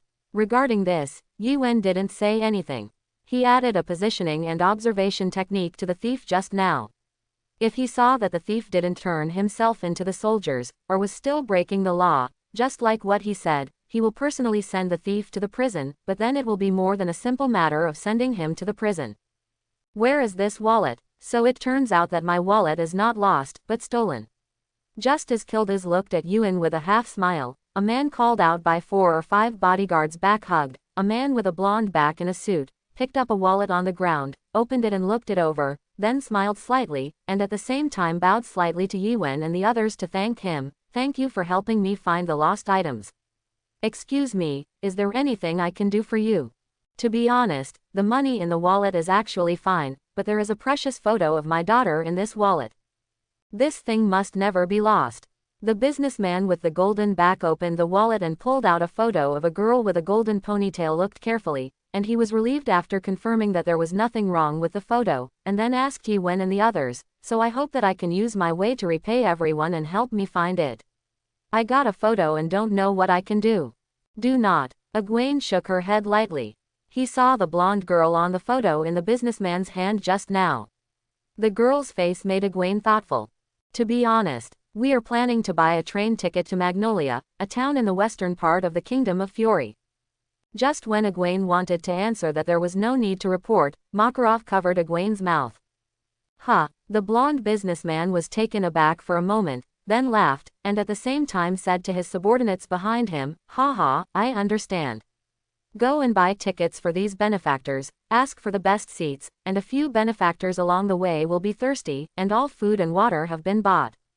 Obey. Several subordinates immediately ran to the ticket counter and bought tickets, food and water for Yuen, Makarov, Kildas, Uru, Gray, and Leon. "Thank you." Makarov watched the blonde businessman shed tears of gratitude, and for a moment he didn't know which side was the benefactor. "Ha ha, it's just a matter of little effort, there is no need to thank me. Compared with your help to me, my rebate to you is not worth mentioning." The blonde businessman smiled slightly. Didi. At the same time, the sound of the train leaving the train station sounded. "The train is leaving soon. See you there." Yuen and the others heard the roar of the train and ran onto the train in a hurry. "Goodbye." The blonde businessman kept waving his hands towards the backs of Yuen and the others. He didn't know why, but he seemed to have a premonition in his heart. He had a premonition that one day, he would meet Yuen and the others again, and that day didn't seem too far away. Far. Funny kid. The blonde businessman looked at the train going away, thoughtful, his premonition was always accurate. On the train. "Don't grab my bento. You have your share, don't grab it. Your eel is mine now. There is only one eel bento per person, what will I eat after you eat it? Go eat your own." Kildas, Gray, and Leon kept fighting for the lunch boxes. Makarov, who was sitting across from the three of them, and Egwene, and Ulu were speechless for a while. "How about you eat my?" In order to try to stop this quarrel, Yuen put her lunchbox in front of the three of them. Quote. However, the three of Gildas just casually glanced at Yuen's bento, and then started to grab it again. It seems that the only eyes of the three are each other's bento. This kind of thing that can be obtained without grabbing is not delicious at all. Their focus has never been to eat bento, but to eat each other's bento, and to prevent the other party from eating bento. "Are you three elementary school students?" Yuen silently took back her lunch box. Although Gray and Leon hadn't signed the Fairy Tale Guild's seal yet, their synchronization rate with Fairy Tale had surpassed that of Yuen, who had joined Fairy Tale for nearly half a year. At the same time, in the small town of Foss, a young man with fluffy hair and glasses, after making sure that Yuen and the others were all in the car, took out a book, tore off a page, and folded it into a book. The little bird flew to the sky. Meanwhile, Magnolia, the Dark Guild walked in the dark, and without anyone knowing, they lurked in the small town of Magnolia. Like a poisonous snake, they lurked and waited for an opportunity. "President, there's news from ahead that Fairy Tale's Guildmaster Makarov, the strongest Magister Kildeth, and that monster-like super rookie Egwene are not in the guild now. In other words, said now is the perfect time for us to get revenge on Fairy Tale." In a basement, several people dressed like circus jugglers were holding a scroll in their hands, which recorded the actions of Makarov, Yuen and others. As soon as they got the news, they reported the situation to a man with exaggerated clown makeup. He. That is to say, no one is covering the fools of Fairy Tale now. If that's the case, Carlo, Moen, take advantage of the absence of Makarov and others, and take advantage of the upcoming festival in this town. Go and make a big fuss. Destroy Fairy Tale, consider it our gift to this town. The man with the clown makeup laughed out loud, his eyes gleamed fiercely, and he couldn't wait to smash Fairy Tale to pieces. It is precisely because of this that they lurk here on the day of the Magnolia Harvest Festival. The goal is to make a big splash at the festival and completely destroy Fairy Tale and the festival in this town. But since there is now a better opportunity than the festival, they will naturally not let it go. Let those goblins who are self-righteous and always sabotage our guild's plans die. The president of the Dark Guild, who walks in the dark, has wrinkled brows and an extremely distorted expression. His appearance is as disgusting as his disgusting magic power. He was furious now, thinking of all the damage Fairy Tale had done to them. He swore that he would destroy these fools and annoying goblins in this life. "Obey, Kafshe, Chairman. We will not let you down. Give those goblins a hard time." Ha ha ha. The two magisters, who were dressed like circus performers, bowed slightly to the clown-like president of the Dark Night Walking Guild, Kafshe, then laughed and turned to leave. In this operation, their purpose is very simple, to hunt goblins.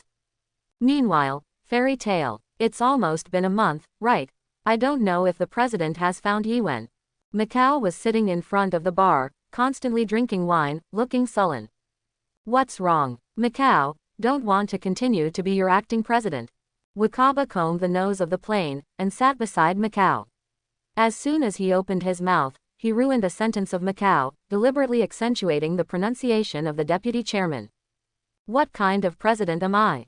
In this guild, no one listens to me at all. When Macau heard this, he looked helpless, and then he sighed.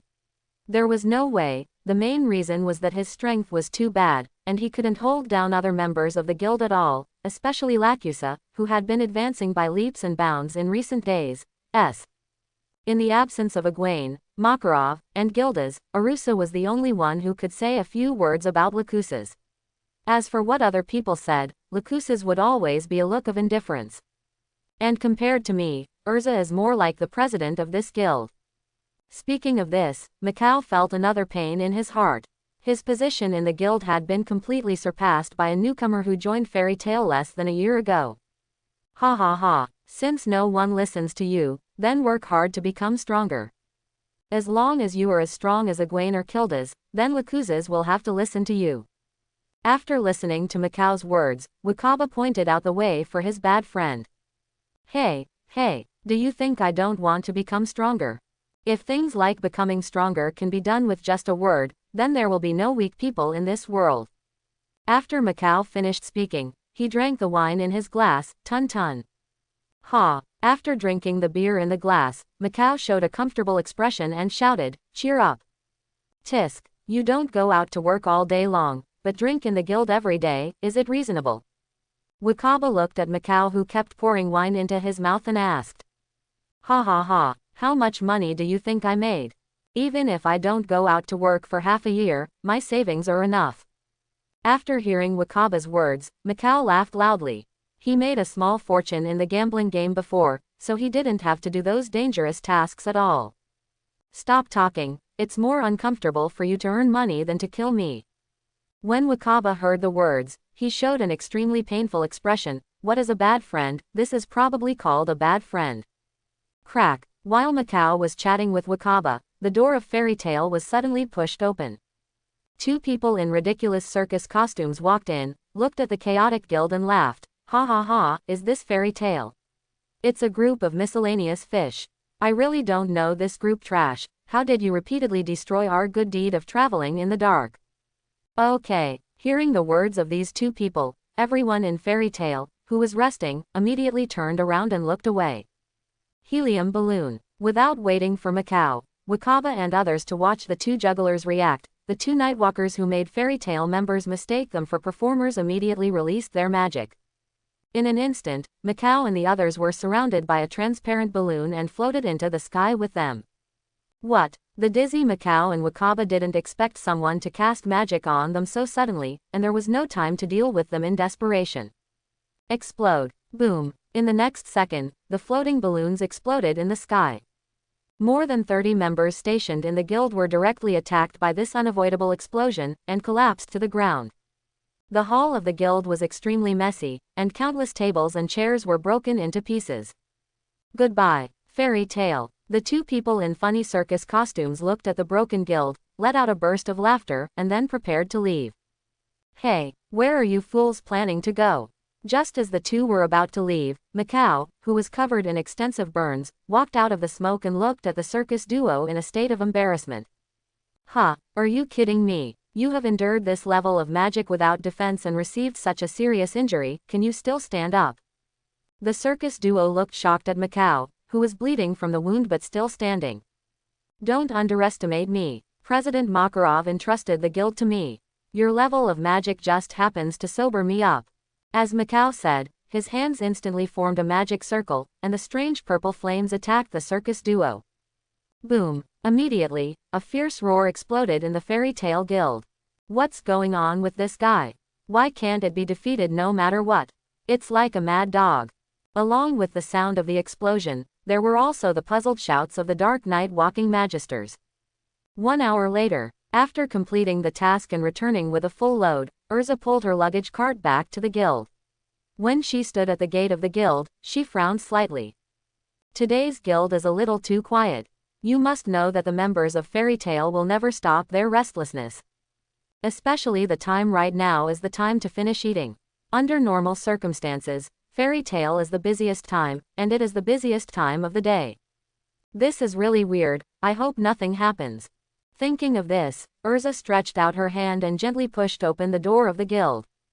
Hey, what's going on? Erza looked at the stumbling guild members in the guild, as well as countless broken wooden tables and chairs, and the wooden floor with many holes. Erza's eyes widened in surprise, and there was an unconcealable shock in her eyes. Cough, cough, cough. Just as Erza was thinking about what happened to everything in front of her eyes, a burst of light coughing attracted Erza's attention. Ah, you are. Erza looked along the voice, and immediately saw a man who was slightly awake, lying under the broken table and chair. Erza, who saw the person in front of her, ran up immediately, and helped the man who was slowly waking up and coughing lightly from the ground, and asked, Wakaba, what's going on with the guild? What happened here when I left? Aluza, is you. You are finally back. Wakaba sat up gently with the support of Erza, and when he saw Erza's immature cheeks, he slowly breathed a sigh of relief. Wakaba doesn't know why, although Erza is only a 10-year-old child, but it can give everyone a sense of peace of mind, as if the other party is an adult. Maybe it is because of Erza's strong strength, or maybe it is because of Erza's strength. It's because of other things. In short, with Erza around, Wakaba will feel very at ease. Someone attacked our guild. I recognize the logo of their guild. It is the Dark Guild walking in the dark. These fools planned to attack the guild when the guild leader and Yiwen were away. Cough, cough, cough. When Wakaba said this, he continued to cough as if he was too excited. Don't talk about it first, take a break first, I'll go to Ms. Poliusica. Erza looked at Wakaba, who was coughing violently, and saw that the other party had suffered serious injuries.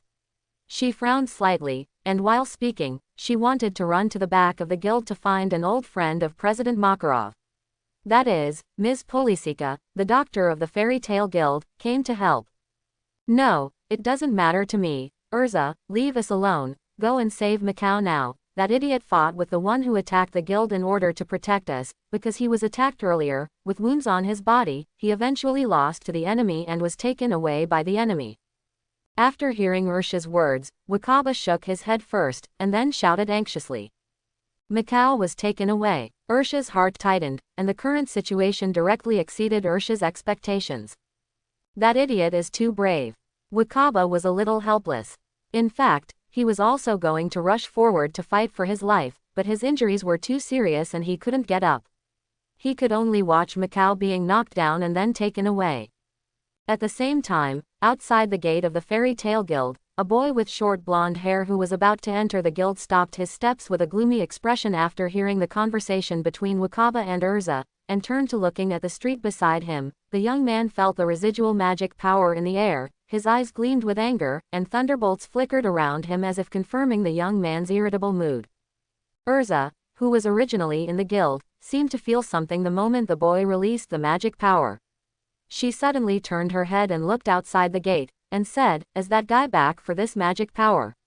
Not good. With him, if you have such a bad temper, you will probably rush to that dark guild alone and make a big fuss." Is it Lakuza's? That guy is back. Erza doesn't care about us, we will go to Ms. Poliusica. Wakaba probably guessed who came back after hearing Erza's words. Who is it? He frowned immediately, and persuaded Erza, go to Lakuza's quickly. Don't let that idiot act recklessly. Quote. After listening to Wakaba's words, Erza was silent for a while, and finally nodded vigorously, okay. After finishing speaking, Erza ran out of the guild. She chose to trust her guild members. Where are you going, Lakuzas? The blonde boy walked down the street with his hands in his pockets and a gloomy face. Behind the boy was Erza, who had just come out of the guild.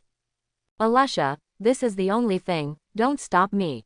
I will never forgive those who casually attack us. Fairy Tale. Those fools, don't they think that, old man, without Yiwen and the others, they can run amok in Fairy Tale? Who do they think we are? The blonde boy was Lakuzas, who had just returned from the task. He looked at Erza with indifference, and there were golden thunderbolts dancing and shining on Lakuza's shoulders. The enemy of Lakusha is very powerful. You can't deal with it alone.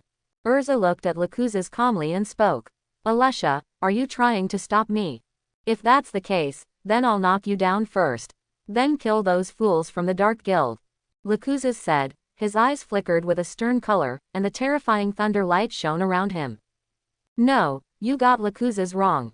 Erza said and walked in front of Lakuzas. Her face was also extremely gloomy, and said coldly, I want to go with you. Alusha. It was the first time Lakuzas saw Erza showing such an expression. He was taken aback for a moment, then the corners of his mouth slightly raised. Then let's make a big fuss before the old man comes back, right? It can be regarded as an advance sample for the annual harvest season, making Magnolia completely lively. Yeah, Erza nodded slightly after hearing Lakuzas's words, and at the same time her eyes were fixed. The invisible domineering look wrapped around her. The guy who hurt the guild members is simply unforgivable. We must let them repay 100-fold. At the same time, members of the Dark Guild hiding in a certain basement in Magnolia Town are having a carnival. Ha ha ha, this time Fairy Tale is a big shame. Not only did we smash the guild, but even the guy who claimed to be the acting president was caught by us. But Fairy Tale, the so-called acting guildmaster, is really rubbish. Makarov is also one of the top 10 holy magisters. Are you really relieved to hand over the guild to such rubbish? The members of the Dark Knight Traveling Guild drank heavily, and they had never been as happy as they are today in many years. Defeating Fairy Tale, which was faintly known as the #1 Magisters Guild in the Kingdom of Fury, felt almost like Chinese New Year to them. He. When that Makarov returns, looking at my injured children, I'm sure they will show extremely satisfying expressions.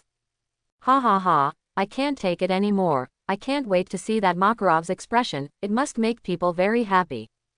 Kafshay, the president of the Dark Knight Walking Guild, is a guy who always looks gloomy and has a dirty heart. He was laughing out loud at the moment, and the corners of his mouth kept rising. It seemed that he was extremely happy because what his subordinates did exceeded his expectations. Dark Nightwalker, who has been bullied by Fairy Tale's Magister for a long time, finally stood up. Speaking of which, this is really strong. It hurt me so much. A man with a bandage on his head looked at Macau, who was bound by countless chains at the top of the stairs and covered in scars all over his body. His eyes were full of anger. The guy with the scars all over his head. It was one of the 2 Nightwalkers who invaded Fairy Tale. Originally, he thought that Macau, who was attacked by him and aided his defenseless attack after the hydrogen balloon exploded, should be at the end of his battle. As a result, he was almost taken away by Macau in a careless way. If there were not 2 people on their side, then he would really hang up. In the end, it may not be who wins who. The man in the bandage thought so, walked up to the dying Macau, raised his foot, and stepped on Macau hard. You beat me up so badly. Did you sleep soundly? Can you wake me up soon? The huge force under the bandaged man's feet woke Macau up from his dizziness. Here is. Macau squinted, his eyes half closed, looking listlessly at everything around him. Ha ha ha, Macau, you have been brought to our guild by me, and then you will become a sandbag for our guild to vent its anger. Look, we bullied you so much, and the members of the guild you protected didn't come to rescue you. Do you think it's worth it? The so-called guild members. This is a group of guys who are used for use, and they are not worth protecting at all. You think I'm right? The Magister with a bandage on his head seemed to think of something when he said this, and the corners of his mouth raised slightly.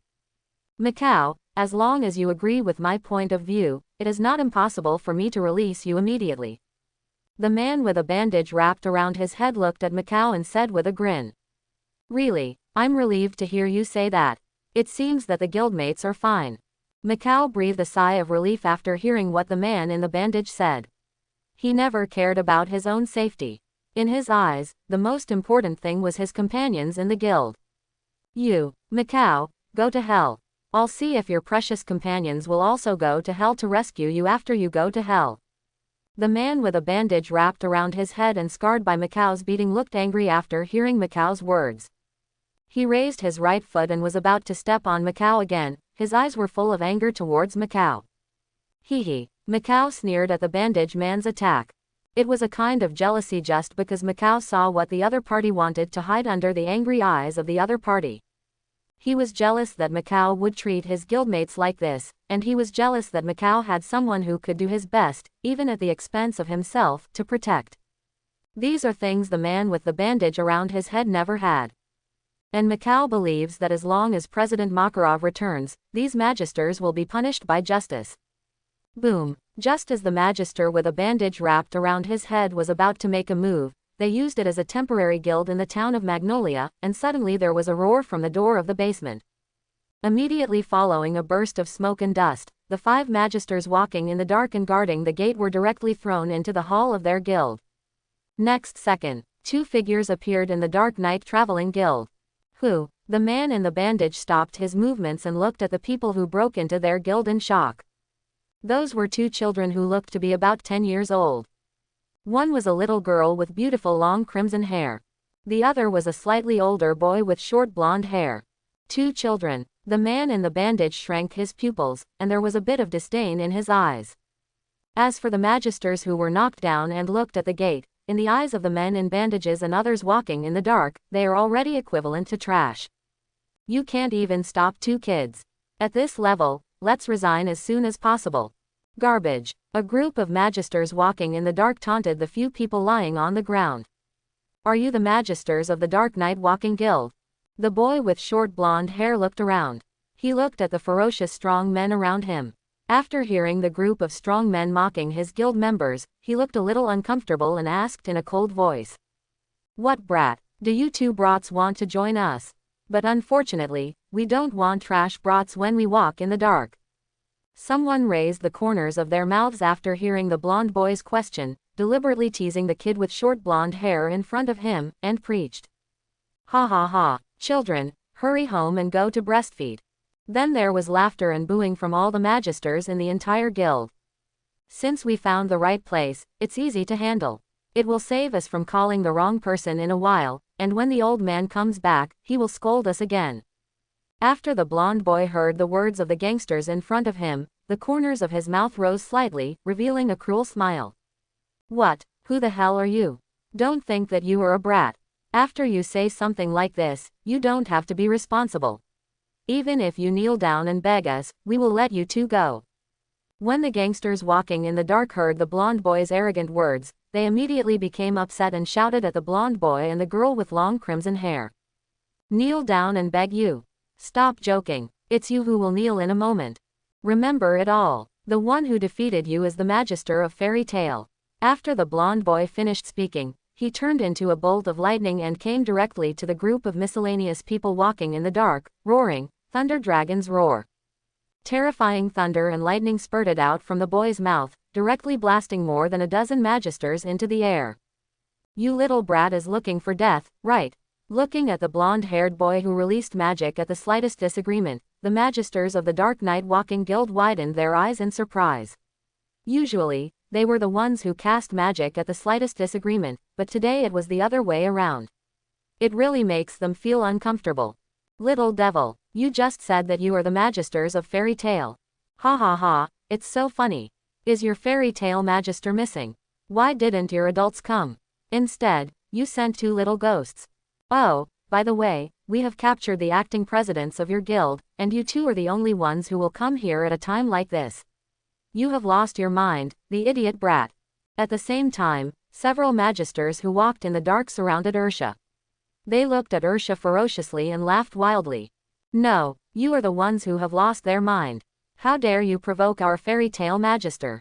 Then make me aware. The girl with long crimson hair who had been silent all the time, after hearing the changes from the magisters around her, her eyes flashed with a stern look, and she said softly, change. In an instant, the girl changed from her original casual clothes to a knight's armor. She held an iron sword in her hand, looked indifferently at the magisters around her, and shouted, I will never show mercy to you trash. The moment the girl's voice fell, the terrifying flying slash directly sent all the magisters around her flying. As long as the girl's slash hits, none of them would fall down. Hateful. Don't let them go. The members of the Dark Knight Journey who had reacted immediately took out their staffs, ready to hit girls and boys hard. Humph. The girl's excellent insight has already noticed the behavior of these magisters. There was a bit of disdain in her eyes. She hummed softly, and suddenly an invisible force burst out from between her pair of beautiful eyes. Forehead. In just a short moment, the magisters who were planning to attack the two felt dizzy and stunned for a while, and then blood spurted out of their nasal cavity, fell to the ground, and passed out. Because the magisters are very powerful in spirit, in order to prevent these magisters who fainted from standing up again, the girl added a trick to each of these magisters who fainted. What the hell is going on? It's just 2.5-year-old children who can annihilate more than a dozen members of our Dark Night Walk in an instant. Are you kidding me? Who the hell are you two fools? A group of members walking in the dark looked at Lacuzes and Erza and asked. I told you all. We are the magisters of Fairy Tale.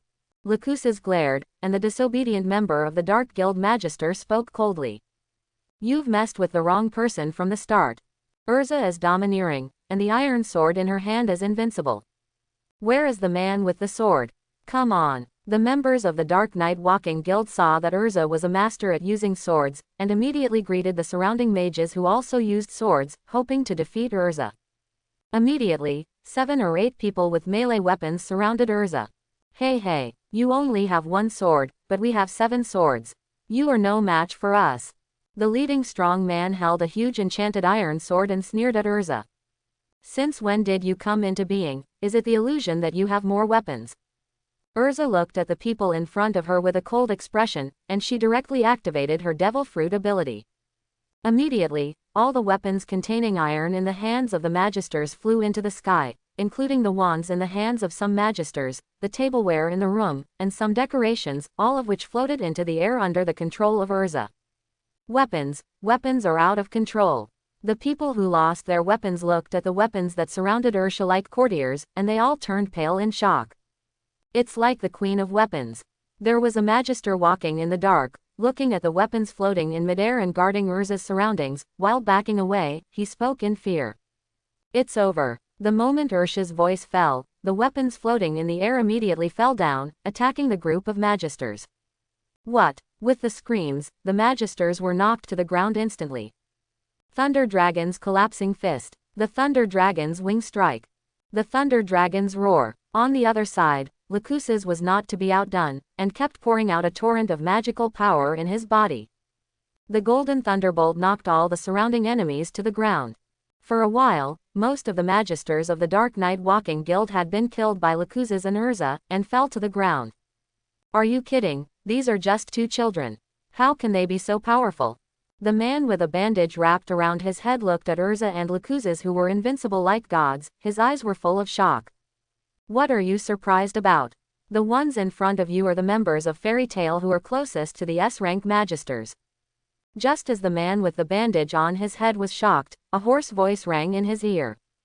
Okay. Hearing this very familiar voice, the bandaged man was startled, and immediately turned his head to look, only to see that Macau, who was supposed to be bound, had broken free at some point. Oops. The magister with a bandage on his head immediately planned to activate the magic, but it was too late. Don't underestimate our Fairy Tale magister. As Macau said, a magic circle flickered in his hand, and a purple flame rose instantly, and then he punched the bandaged man in the face. Forehead. The man in the bandage was caught off guard and was knocked unconscious by Macau's punch. Ah, it hurts so much. Macau, who used too much force, looked at the fallen bandage man before he had time to be happy, and he almost couldn't stand up because of the pain on his body. Are you okay? Just when Macau was about to fall, the girl with long crimson hair, that is, Erza, supported Macau. No, nothing. Thank you, Erza, otherwise you would have cut off the iron chain while these people were not paying attention, and if I burn it with flames alone, I don't know how long it will take. Macau looked at Erza, who arrived in time, and heaved a sigh of relief. He didn't know why. As long as he saw Erza, he would feel extremely at ease in his heart. Leave it to me and Lacuzes here. Go to the guild and find Ms. Poliusica to take care of your injuries. Erza briefly explained to Macau, then raised her sword and slashed at the members walking in the dark. Then please. Macau is not talking nonsense. He seems to believe in Erza. After hearing what Erza said, he immediately ran out of the basement and ran towards Fairy Tale Guild. Macau planned to give Erza wait for someone to move the rescuers. Not long after Macau left the temporary guild in the basement of Dark Night Walk. Accompanied by the interlacing of lightning and dress-up magic. A group of magisters walking in the dark fell to their knees. They looked at Erza and Lakuzes in disbelief. They are just 2 children, why are they so powerful? Impossible, we are the magisters of the Dark Night Walking Magisters Guild. We were actually defeated by 2 teenage children. A magister who collapsed on the ground, out of breath, looked at Erza and Lakuzes and spoke in shock. When you attack our fairy tale, you must prepare yourself to be defeated by us. Erza held the sword in one hand, her face was indifferent, and the invisible arrogance wrapped around her, making all the magisters who looked at Erza feel fear involuntarily and from the bottom of their hearts. Crack, crack, crack, crack. At the moment when Erza and Lakuzes stood side by side, almost all the magisters walking in the dark night were killed. A magister dressed like a clown finally came out from behind the bar. With a smile on his face, he applauded Erza and Lakuzes. That Makarov, I didn't expect there to be such a powerful brat like you in the guild. It really makes me feel jealous, and I can't wait to devour you. The clown-like man walked up in front of Erza and Lakuzes, looking down at them, their expressions gradually distorted, almost insane, but after a burst of madness, the clown-like mage gradually calmed down, facing Erza and Lakuzes. Kuzes said, however, this is the end. You 2 have defeated hundreds of people in a row, and the magic power in your body should be exhausted, right? Kneel down and beg me now, I can give you 2 little devils one chance to survive. If you don't want to be devoured by me, then obediently quit fairy tale and join us on our journey in the dark. Haha, it's the president. The president finally made a move. Hey, you 2 little devils are finished. Don't think that you can deal with our president like you can deal with us. To be honest, our president is an S-class criminal wanted by the Magic Senate. The other members of the Dark Night Walk who were knocked to the ground saw their leader of the Dark Night Walk Guild make a move, immediately cheered up and shouted loudly. Kneel down and beg you. Let us join the Nightwalker. Erza and Lakuzes glanced at each other. The next moment, they became furious at the same time, facing the president of the Nightwalker Guild wearing a clown costume. They said in unison, what are you kidding? What do you think of us? We are the magisters of fairy tale. What about mere S-class criminals?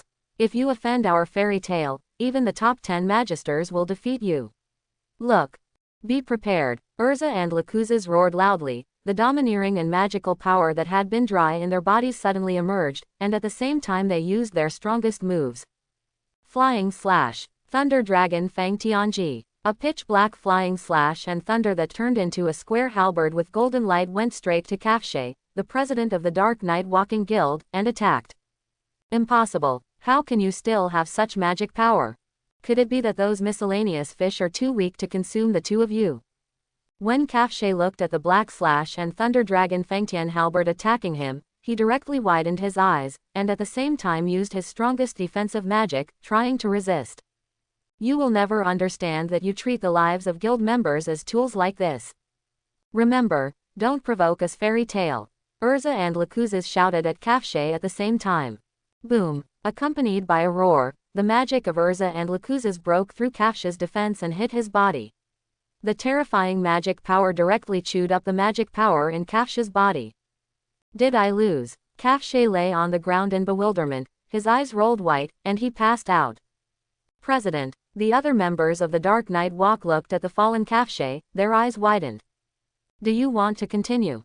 Erza and Lakuzes stood in the center of the Dark Night Traveling Guild, looking coldly at the group of miscellaneous fish in front of them. Defeated President Kafshe with just 1 blow.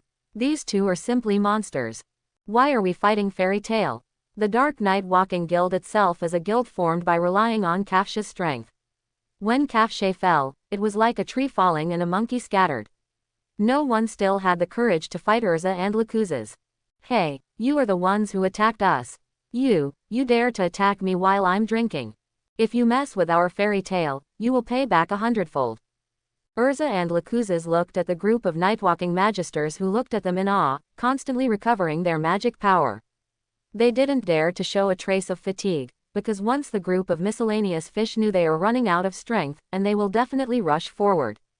Just as Erza and Lakuzes regained their strength, there was a burst of broken footsteps and several angry shouts outside the door of the Dark Knight Travelers Guild. This is where the garbage on the Dark Knight Walk is. Aluza, Lakuzas, we are here to help you. Immediately afterwards, accompanied by a roar, a large number of magisters with the fairy tale seal on their bodies poured in. All of them were more or less bandaged. At this moment, the eyes of this group of people were eager to try. Isn't it just gang fights? Fighting them fairy tale is professional. However, when the magisters of the fairy tale guild poured into the temporary guild in front of them, what they saw were magisters lying on the ground. And standing in the center of the magisters of the Dark Guild, Erza and Lakuzas stood tall. Hey, really, only 2 people killed the entire Dark Knight Walk. Are these 2 brats so strong? Wakaba looked at Lakuzas and Erza with a look of shock. Aren't we late? There's no fight. The magister with fairy tale lamented, nothing else, they just like to fight. Now they finally have a chance to allow them to release magic at will. Of course they are excited, but unfortunately, this hard-won opportunity is gone now. Then we didn't come in vain. The magister with fairy tale preaches unwillingly. No, it's not in vain. Catch all these rubbish, and then notify the Magic Senate. Also, move all the tables and chairs here, and everything that can be moved, back to the guild. Those smashed objects in the guild should be compensated by walking in the dark. Erza shook her head slightly when she heard someone say that Bai was coming, and preached. Oh, there is such a good thing. Come on, brothers. Upon hearing this, the members of Fairy Tale rushed up excitedly and began to grab. Asshole, this staff is my personal property. A magister who walks in the dark holds his wand tightly. Shut up. As the magister who attacked Fairy Tale, I'm not qualified to say such a thing. Besides, I just had a staff, which was destroyed by you evil magisters in a surprise attack. Then he was knocked unconscious by the Fairy Tale Magister, and the Fairy Tale Magister not only knocked out the Dark Magister walking in the Dark Night, but also took away all the equipment of the Magister. This staff is awesome. The member of Fairy Tale who snatched the staff, looked at the staff in his hand and preached cheerfully. Didn't you use your fists? How could a staff be destroyed by us? At this time, some members of the Dark Knight Road fought for the members of their own guild. Stop talking nonsense. After the member of Fairy Tale who snatched the staff heard the words of the member of the Dark Walker, he punched up and knocked the talkative person unconscious. However, a scene similar to this is constantly happening in every place in this basement. Wow, don't. For a moment, crying and shouting came from the whole Dark Knight Walk, and it was impossible to tell whether it was Dark Knight Walk who was the victim, or the magisters of Fairy Tale who were the victims. It would be great if there were more dark guilds that attacked the guild. There's even a magister with Fairy Tale, who preaches beyond pity. What kind of light magister is this? It's just a group of bandits. The magister who walked in the dark cried out in pain. However, in fact, the founders of the Fairy Tale Guild are a bit of a bandit. Meanwhile, the Fairy Tale Guild. Really, just after being cured, they all ran to fight. Can't your fairy tale stop for a while? An elderly woman with long pink hair and a red cloak looked at the empty guild and complained dissatisfiedly. Thank you, Poliusica-senpai. Mikao, who was most seriously injured, was leaning on the hospital bed at the moment, bowing slightly to Poliusica to thank him. Don't talk to me. So, I hate humans the most. Poliusica said, picked up his medicine box and left the guild. Although Poliusica always says that she hates Fairy Tale, whenever Fairy Tale needs her help, she always comes. This hilarious drama lasted until dusk. A group of contented Fairy Tale Magisters returned with full rewards after delivering the Nightwalker Magisters to the guards. In the Fairy Tale Guild. Although this time is our Fairy Tale's big victory, we must not be careless. I just heard the guard say that the president of the Dark Knight Walking Guild escaped at some point. Wakaba watched Erza preaching with resentment. Of course you don't know. Robbery is your favorite when you are walking in the dark. How do you have time to pay attention to other people? Other people in the Fairy Tale Guild complained to Wakaba. Interesting. Wakaba smiled awkwardly. In short, the president of the Dark Knight Traveling Guild, that guy named Kafshe, is a very dangerous person. I heard that he is an S-level wanted criminal with a reward of tens of millions from the Magic Council. With a serious face, Wakaba interrupted everyone's complaints, and forcibly led the topic to the president who was walking in the dark. Isn't this normal? If the bounty is less than S rank, you don't have the guts to attack our fairy tale. Members of the fairy tale guild spoke calmly. This is also. Wakaba scratched the back of his head, agreeing with the members' words. After all, their fairy tale is the #1 Magister Guild in the Kingdom of Fury no matter what. The Dark Guild with no strength, even if they lent them 100 guts, they would not have the guts to challenge a Magister Guild with the top 10 Holy Magisters in charge. In short, everyone pay attention, there is no harm. Wakaba pulled the pipe out of his mouth, spit out a cloud of mist, and reminded everyone in the guild. Understood. The members of the guild didn't care at all. It's all my fault. I actually let that fool escape. It seems that I am still too immature, I must continue to exercise. Next time, I will never let him go. Erza was sitting at the side table, constantly wiping the sword in her hand, mumbling in her mouth. Forehead. Aluza, you are already as strong as a monster. Even so, are you still not satisfied? Kana shuddered when she heard Ursha's words. To be honest, if she had Ursha's strength, she would die laughing every day, and would have gone to Kilda's to confess her relatives a long time ago. As for a guy like Erza who is always dissatisfied with her own strength, Kana can only say that a mortal like her who has not inherited the talent of Gildas is completely incomparable with a monster like Erza. No, I should have blocked it with my left foot. In this case, I will not be hit by the attack. My body is still not coordinated enough. On the other side, Lacuzes, who was sitting in the other corner of the Union, was also dissatisfied with his own strength. He kept replaying the battle just now in his mind, but shook his head uncomfortably from time to time. Surrounded by monsters like you, I'm really under a lot of pressure as a peer. Kana looked at the introverted Lacuzes and Erza, wanting to cry without tears. At the moment when Fairy Tale and the Magisters gathered together, hateful, Kafshe, the president of the Dark Knight Traveling Guild who managed to escape by playing dead, was advancing in the deep mountains near Fairy Tale, supporting the wooden staff in his hand. I didn't expect Makarov to have such a pawn in his hands. It really surprised me. Even the guild I worked so hard to build is included. But it doesn't matter, as long as I'm still alive, the guild can rebuild at any time as long as I'm still alive.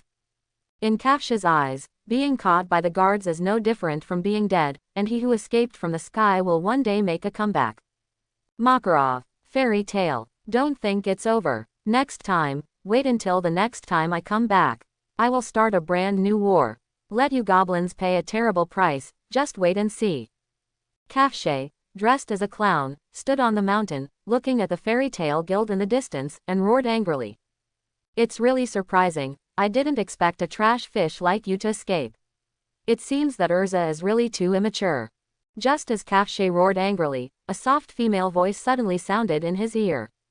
Ah, who are you? When Kafshe heard the woman's voice, he immediately turned his head and looked towards the place where the voice came from. When he saw the person who was supposed to speak, Kafshe was stunned. At some point in front of Kafshe, a beautiful woman wearing a magister robe, with long crimson hair, a pretty face and a graceful figure appeared. However, at this moment, Kafshe didn't have any mood to appreciate the beauty of the woman in front of him, just because from the perspective of his magister, the appearance of the woman in front of him was not as beautiful and non-aggressive as a woman's appearance.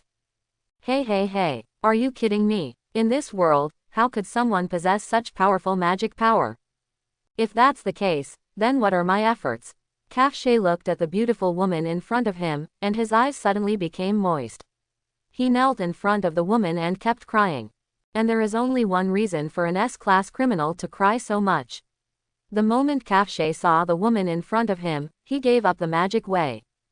Because Kafshe knew that even if he worked hard to death and made a deal with the vicious demon, he would not be able to obtain the power of the woman in front of him. Even if it's only 1%, it can't be done.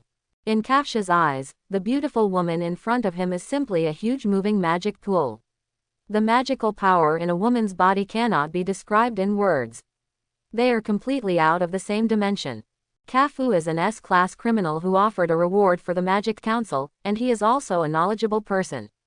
He was also fortunate enough to meet Makarov and other magisters known as the Holy Ten.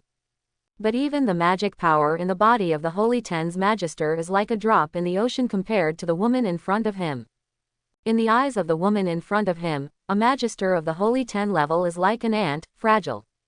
Goodbye, clown. I find your performance very interesting. But I have to remind you that war is not just shouting slogans, war. He will die. The woman smiled slightly at the clown in front of her. Then she raised the staff in her hand, and lightly slammed it against the ground. Boom. In an instant, in front of the woman, a huge pit with a distance of 1 kilometer and a depth of 100 meters appeared. As for Kafshe, who was kneeling in front of the woman, together with everything in the big pit in front of him, he has completely disappeared in this world. Ah, it seems that I have used too much force. It would be bad if others find out. Forget it, just move the mountains from other countries over. The woman with long crimson hair looked at the deep pit in front of her and smiled. Then lightly waved the staff in his hand.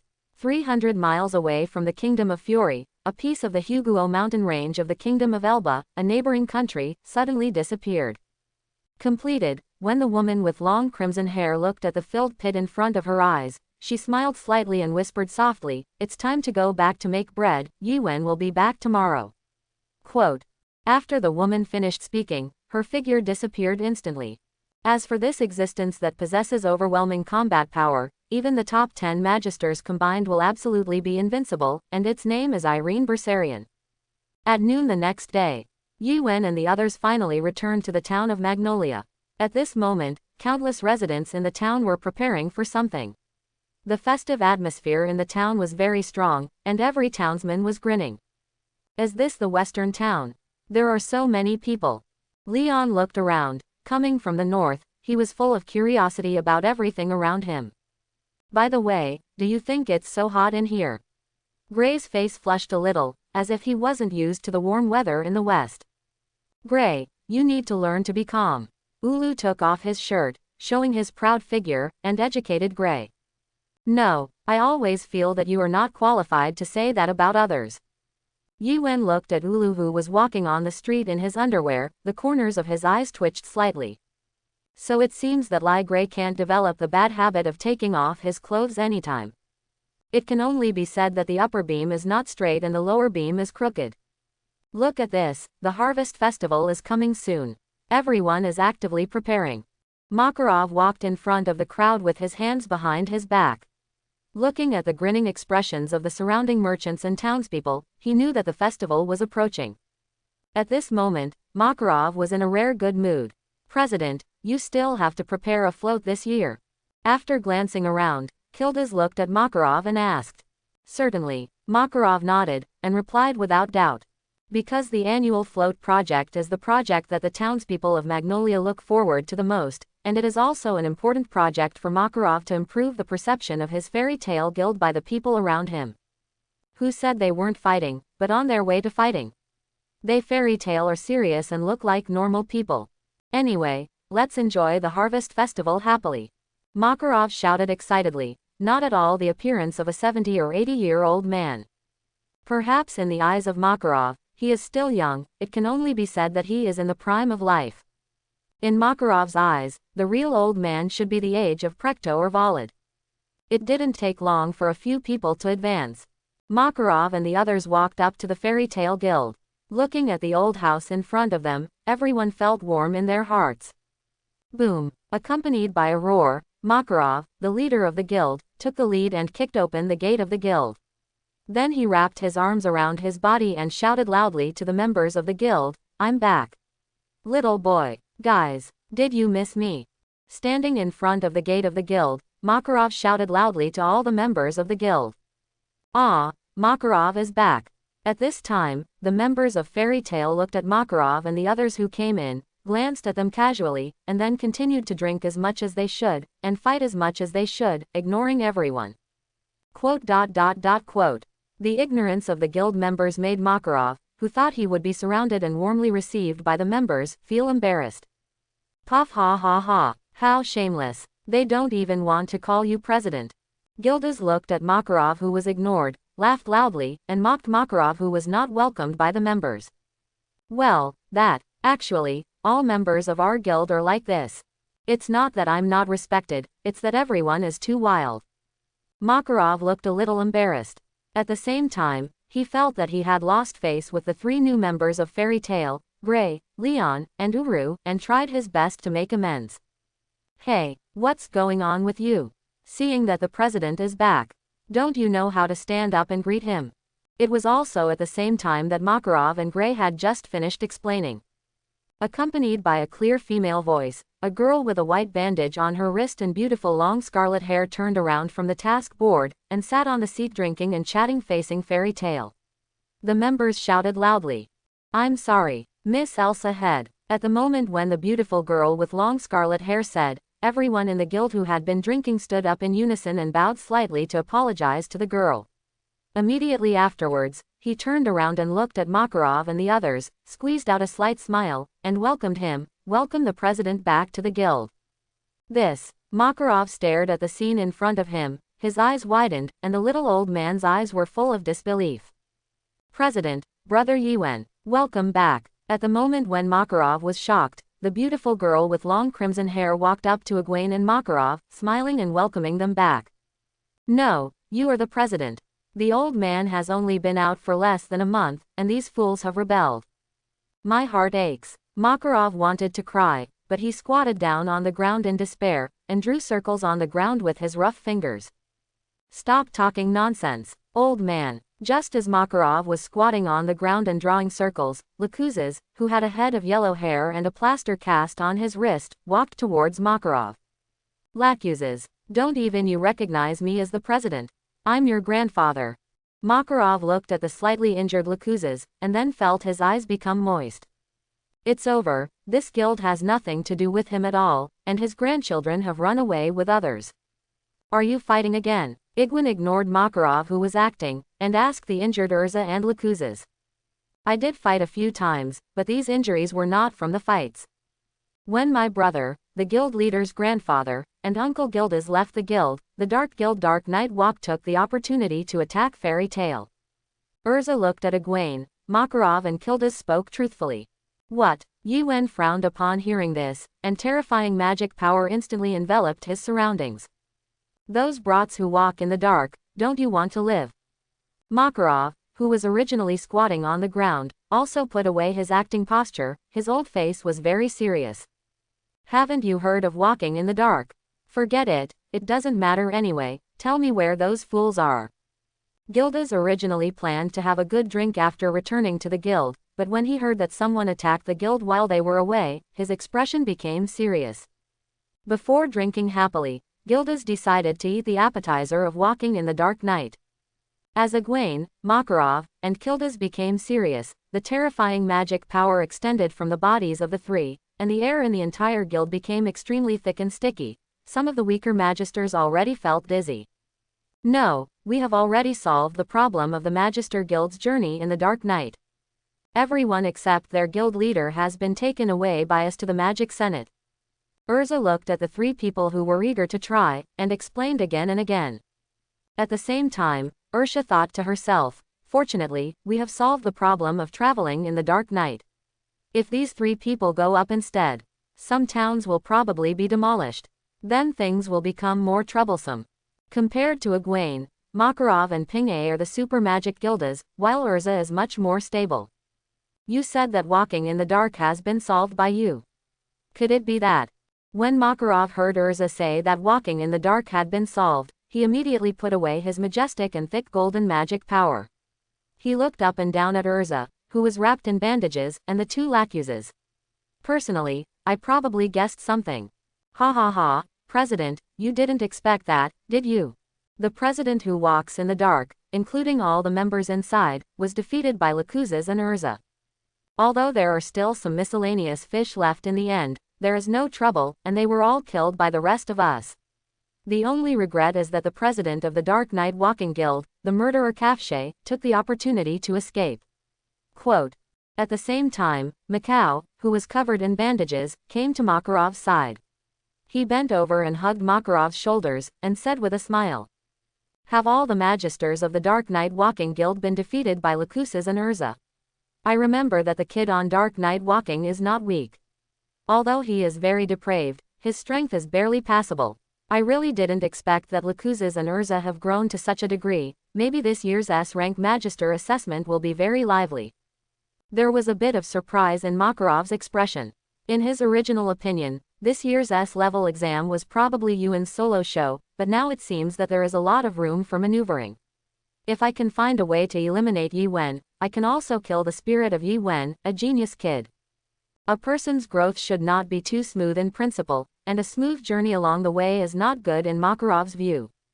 President, you think the enemy is too strong. You must know that Erza is Yi Wen's younger sister, and Lakuz's is also your grandson. Isn't it right to have this level? Mikhail pulled Makarov and smiled. That's right. Makarov nodded lightly when he heard the words, then looked up and down at the mummy around him, and asked, by the way, who are you? Are we familiar? Could it be that you are too the Magister of Fairy Tale? Why don't I remember seeing you? President, I'm Mikhail. Mikhail, this battle against the Dark Night Walker, besides Erza and Lakuz's, is the most I have paid. Mikhail held Makarov's hand and spoke with a sad face. Thinking that he, Mikhail, had paid so much for the guild, and yet his Fairy Tale guildmaster said such cruel words, his heart ached a lot. What, you are Mikhail? It's unbelievable. When Makarov heard that the mummy in front of him was actually Mikhail, his eyes widened. Puff ha ha ha. At the same time, the other people in the guild looked at Mikhail, who had almost failed, and laughed happily. How's the injury? When all the magisters in the guild were laughing, Yi Wen came to Erza and asked with concern. It's just some bruises. We're not weak enough to be defeated by a group of miscellaneous fish. Besides, in order to catch up with you, Brother Yi Wen, this level of injury is nothing. Erza raised her chin and wanted to speak forcefully. Don't push yourself too hard. After hearing what Erza said, Yi Wen rubbed Erza's little head in distress. Well, don't worry. Erza nodded. She knew her body best, and she would not force herself. That's good. Yi Wen knew that Erza had grown up, so she didn't interfere anymore. Sometimes, Erza had to make her own choices in order to grow up. Besides, even if there is something wrong with Erza's practice, he, the older brother, has the bottom line. Meanwhile, near the Fairy Tale bar. In short, after you have stamped this seal, you are the Magisters of Fairy Tale. Makarov was looking for Mikhail and the others, after a brief understanding of what happened in the guild when he was not in the guild. Then he took out the seal of the guild, and stamped Gray, Leon, and Uru with the certificate of the Fairy Tale Guild. So far, the three of Ulu have officially joined the Fairy Tale Guild. So beautiful. Gray looked down at the seal on his chest and smiled happily. So we're part of Fairy Tale, too. Leon chose a seal of the same color as his hair, placed opposite Gray's. This guild is really Crouching Tiger, Hidden Dragon. Uru held his shirt in one hand, and kept scanning the mages in the Fairy Tale Guild with his eyes. Leaving aside Makarov, whose magic power was higher than hers, Kilda's and Egwene 3 people. The magic power in the bodies of other magisters in the guild can also be called excellent. Among them, Lakuz's and Erza have the highest magic power. From Ulu's point of view, Lakuz's and Erza, if they are placed in the east or north, can definitely be called the top powerhouses. However, such powerful magic power now appears in 2 teenagers, on the little ones. By the way, why do I feel so many gazes? It's really strange. While Wulu was searching for the magic power in the members of Fairy Tale, she inexplicably felt a series of hot eyes sweeping over her body. Sister, don't you feel that what you are wearing is too cool? In this regard, Yi Wen, who was far away, was a little speechless after hearing Ulu's words. In fact, although Ulu has already given birth to a child, his figure has always been extremely perfect. In addition, Ulu's outstanding temperament, exquisite face, and bold personality of taking off his coat at every turn, showing off his underwear and figure, all of a sudden, he became the target of all the 20- and 30-year-old hungry wolves in the guild. Sure enough, the world is too big. Ulu shook his head. Just as Ulu was feeling emotional, the door of the Fairy Tale Guild was gently pushed open, and a hot woman with long crimson hair walked into the guild. Ah, President, you are all back. The woman smiled slightly at Makarov, Kildas and the others. Yo, Irene, long time no see. Makarov sat on the bar, waved his little hand towards Irene, then looked at Yuan and Alusha and said, Yuan, Alusha, your mother, I'm here to take you home. Only when Irene came to the guild to pick up the children every day, Makarov would treat Yuen and Erza as children of about 10 years old. Irene. At this time, Yuen and Erza also noticed Irene, who had entered the guild. In this regard, Irene just smiled slightly, then walked up to Yuen and Erza, and asked, "You two, don't you know that after completing the mission, the most important thing is not to come to the guild to hand in the mission, but are you reporting to your dear mother?" "Ah, Irene." Egwene looked at Irene and wanted to explain something. "Hush, we'll talk when we get home." However, Irene never gave Egwene a chance to explain. I saw Irene talking, directly mentioning Yuen and Erza one by one, and then left the fairy tale guild. This woman. So the magical world is so vast. When Ulu saw Irene for the first time, a few drops of cold sweat rolled down her cheeks. After she learned that Irene was the mother of Yuen and Erza, she subconsciously tested Irene. All right. It would be okay if Ulu was just an ordinary person, but unfortunately, Ulu is not an ordinary person, but a magister, and he has traveled a long way on the magic path, enough to be ranked among the Holy 10. It is precisely because Ulu has extremely profound attainments in the magic way she is in, that she can understand how huge the subtle magical power that Irene released inadvertently is. After Yuen and Erza were brought home by Irene, Egwene looked at Irene and planned to say something. "Anyway, just come back safely. Let's eat first." Irene didn't blame Egwene for arbitrarily accepting the task of crusade against Daliola. She just gently stroked Egwene's little head, and said lovingly, "It is good." Yuen felt Irene's deep maternal love, and her heart warmed up. "Master Yuen, long time no see." At the same time, Ilya, Ian, and Eden, who suddenly appeared from the shadows, came to Yuen and greeted her. "Anyway, let's eat together." In this regard, Egwene smiled lightly. As for Yuen's situation along the way, in fact, the reason Irene didn't ask a single question was because she had watched the whole live broadcast through Eden's eyes. That's much better than Egwene's report. In fact, during the time when Yuen and Erza were constantly working hard, Irene didn't want to be idle. She would look at the mission status of Yuen and Erza from time to time, and at the same time check whether they were in danger.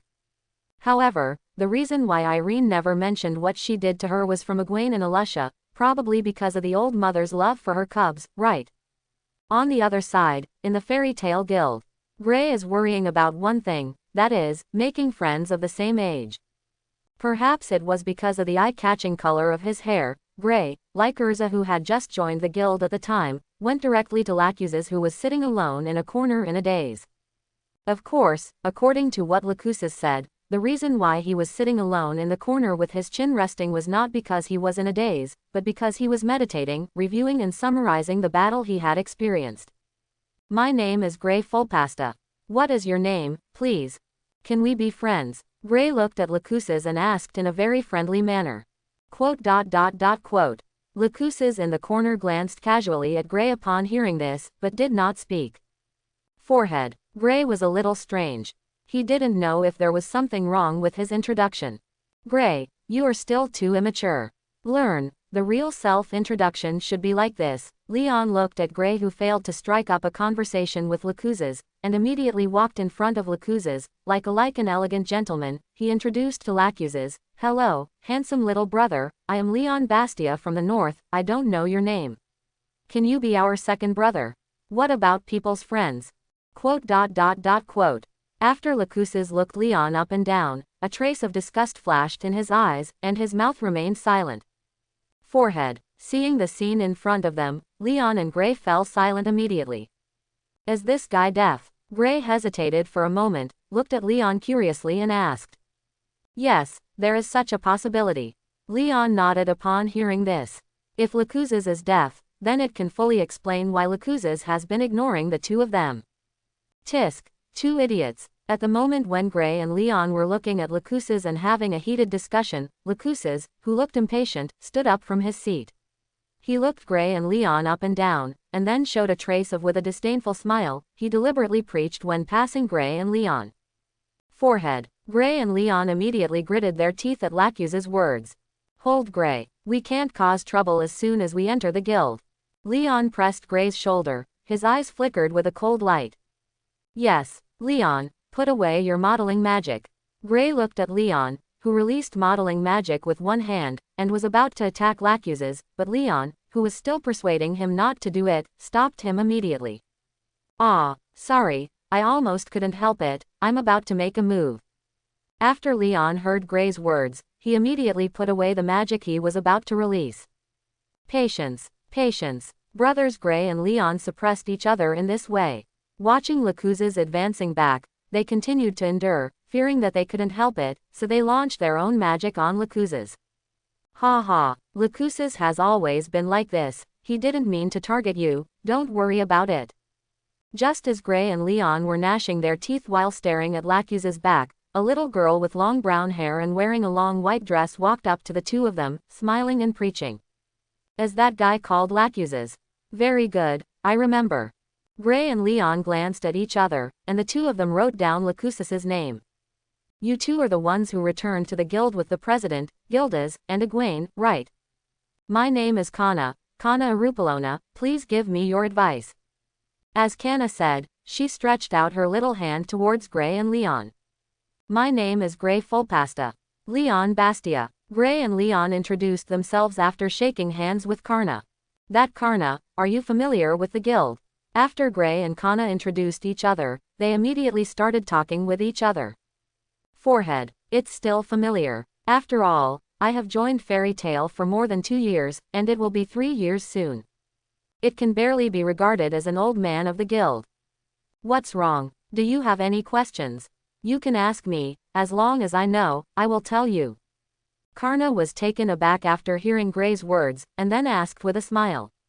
Then do you know who is the strongest person in the guild?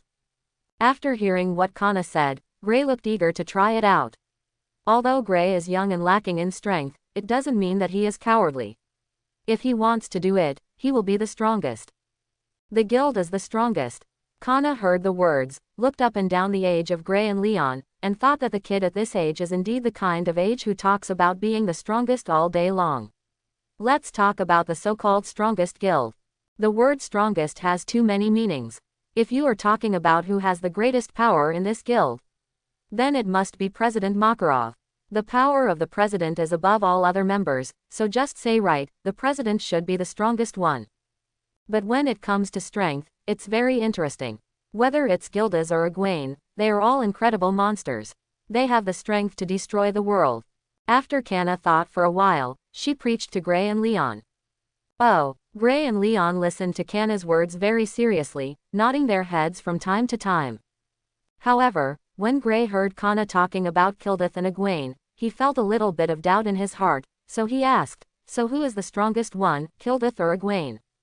Forehead. Is this a question? Actually, it's hard for me to say. The two fought in the back mountain of the guild before, but they were stopped by the president in the end.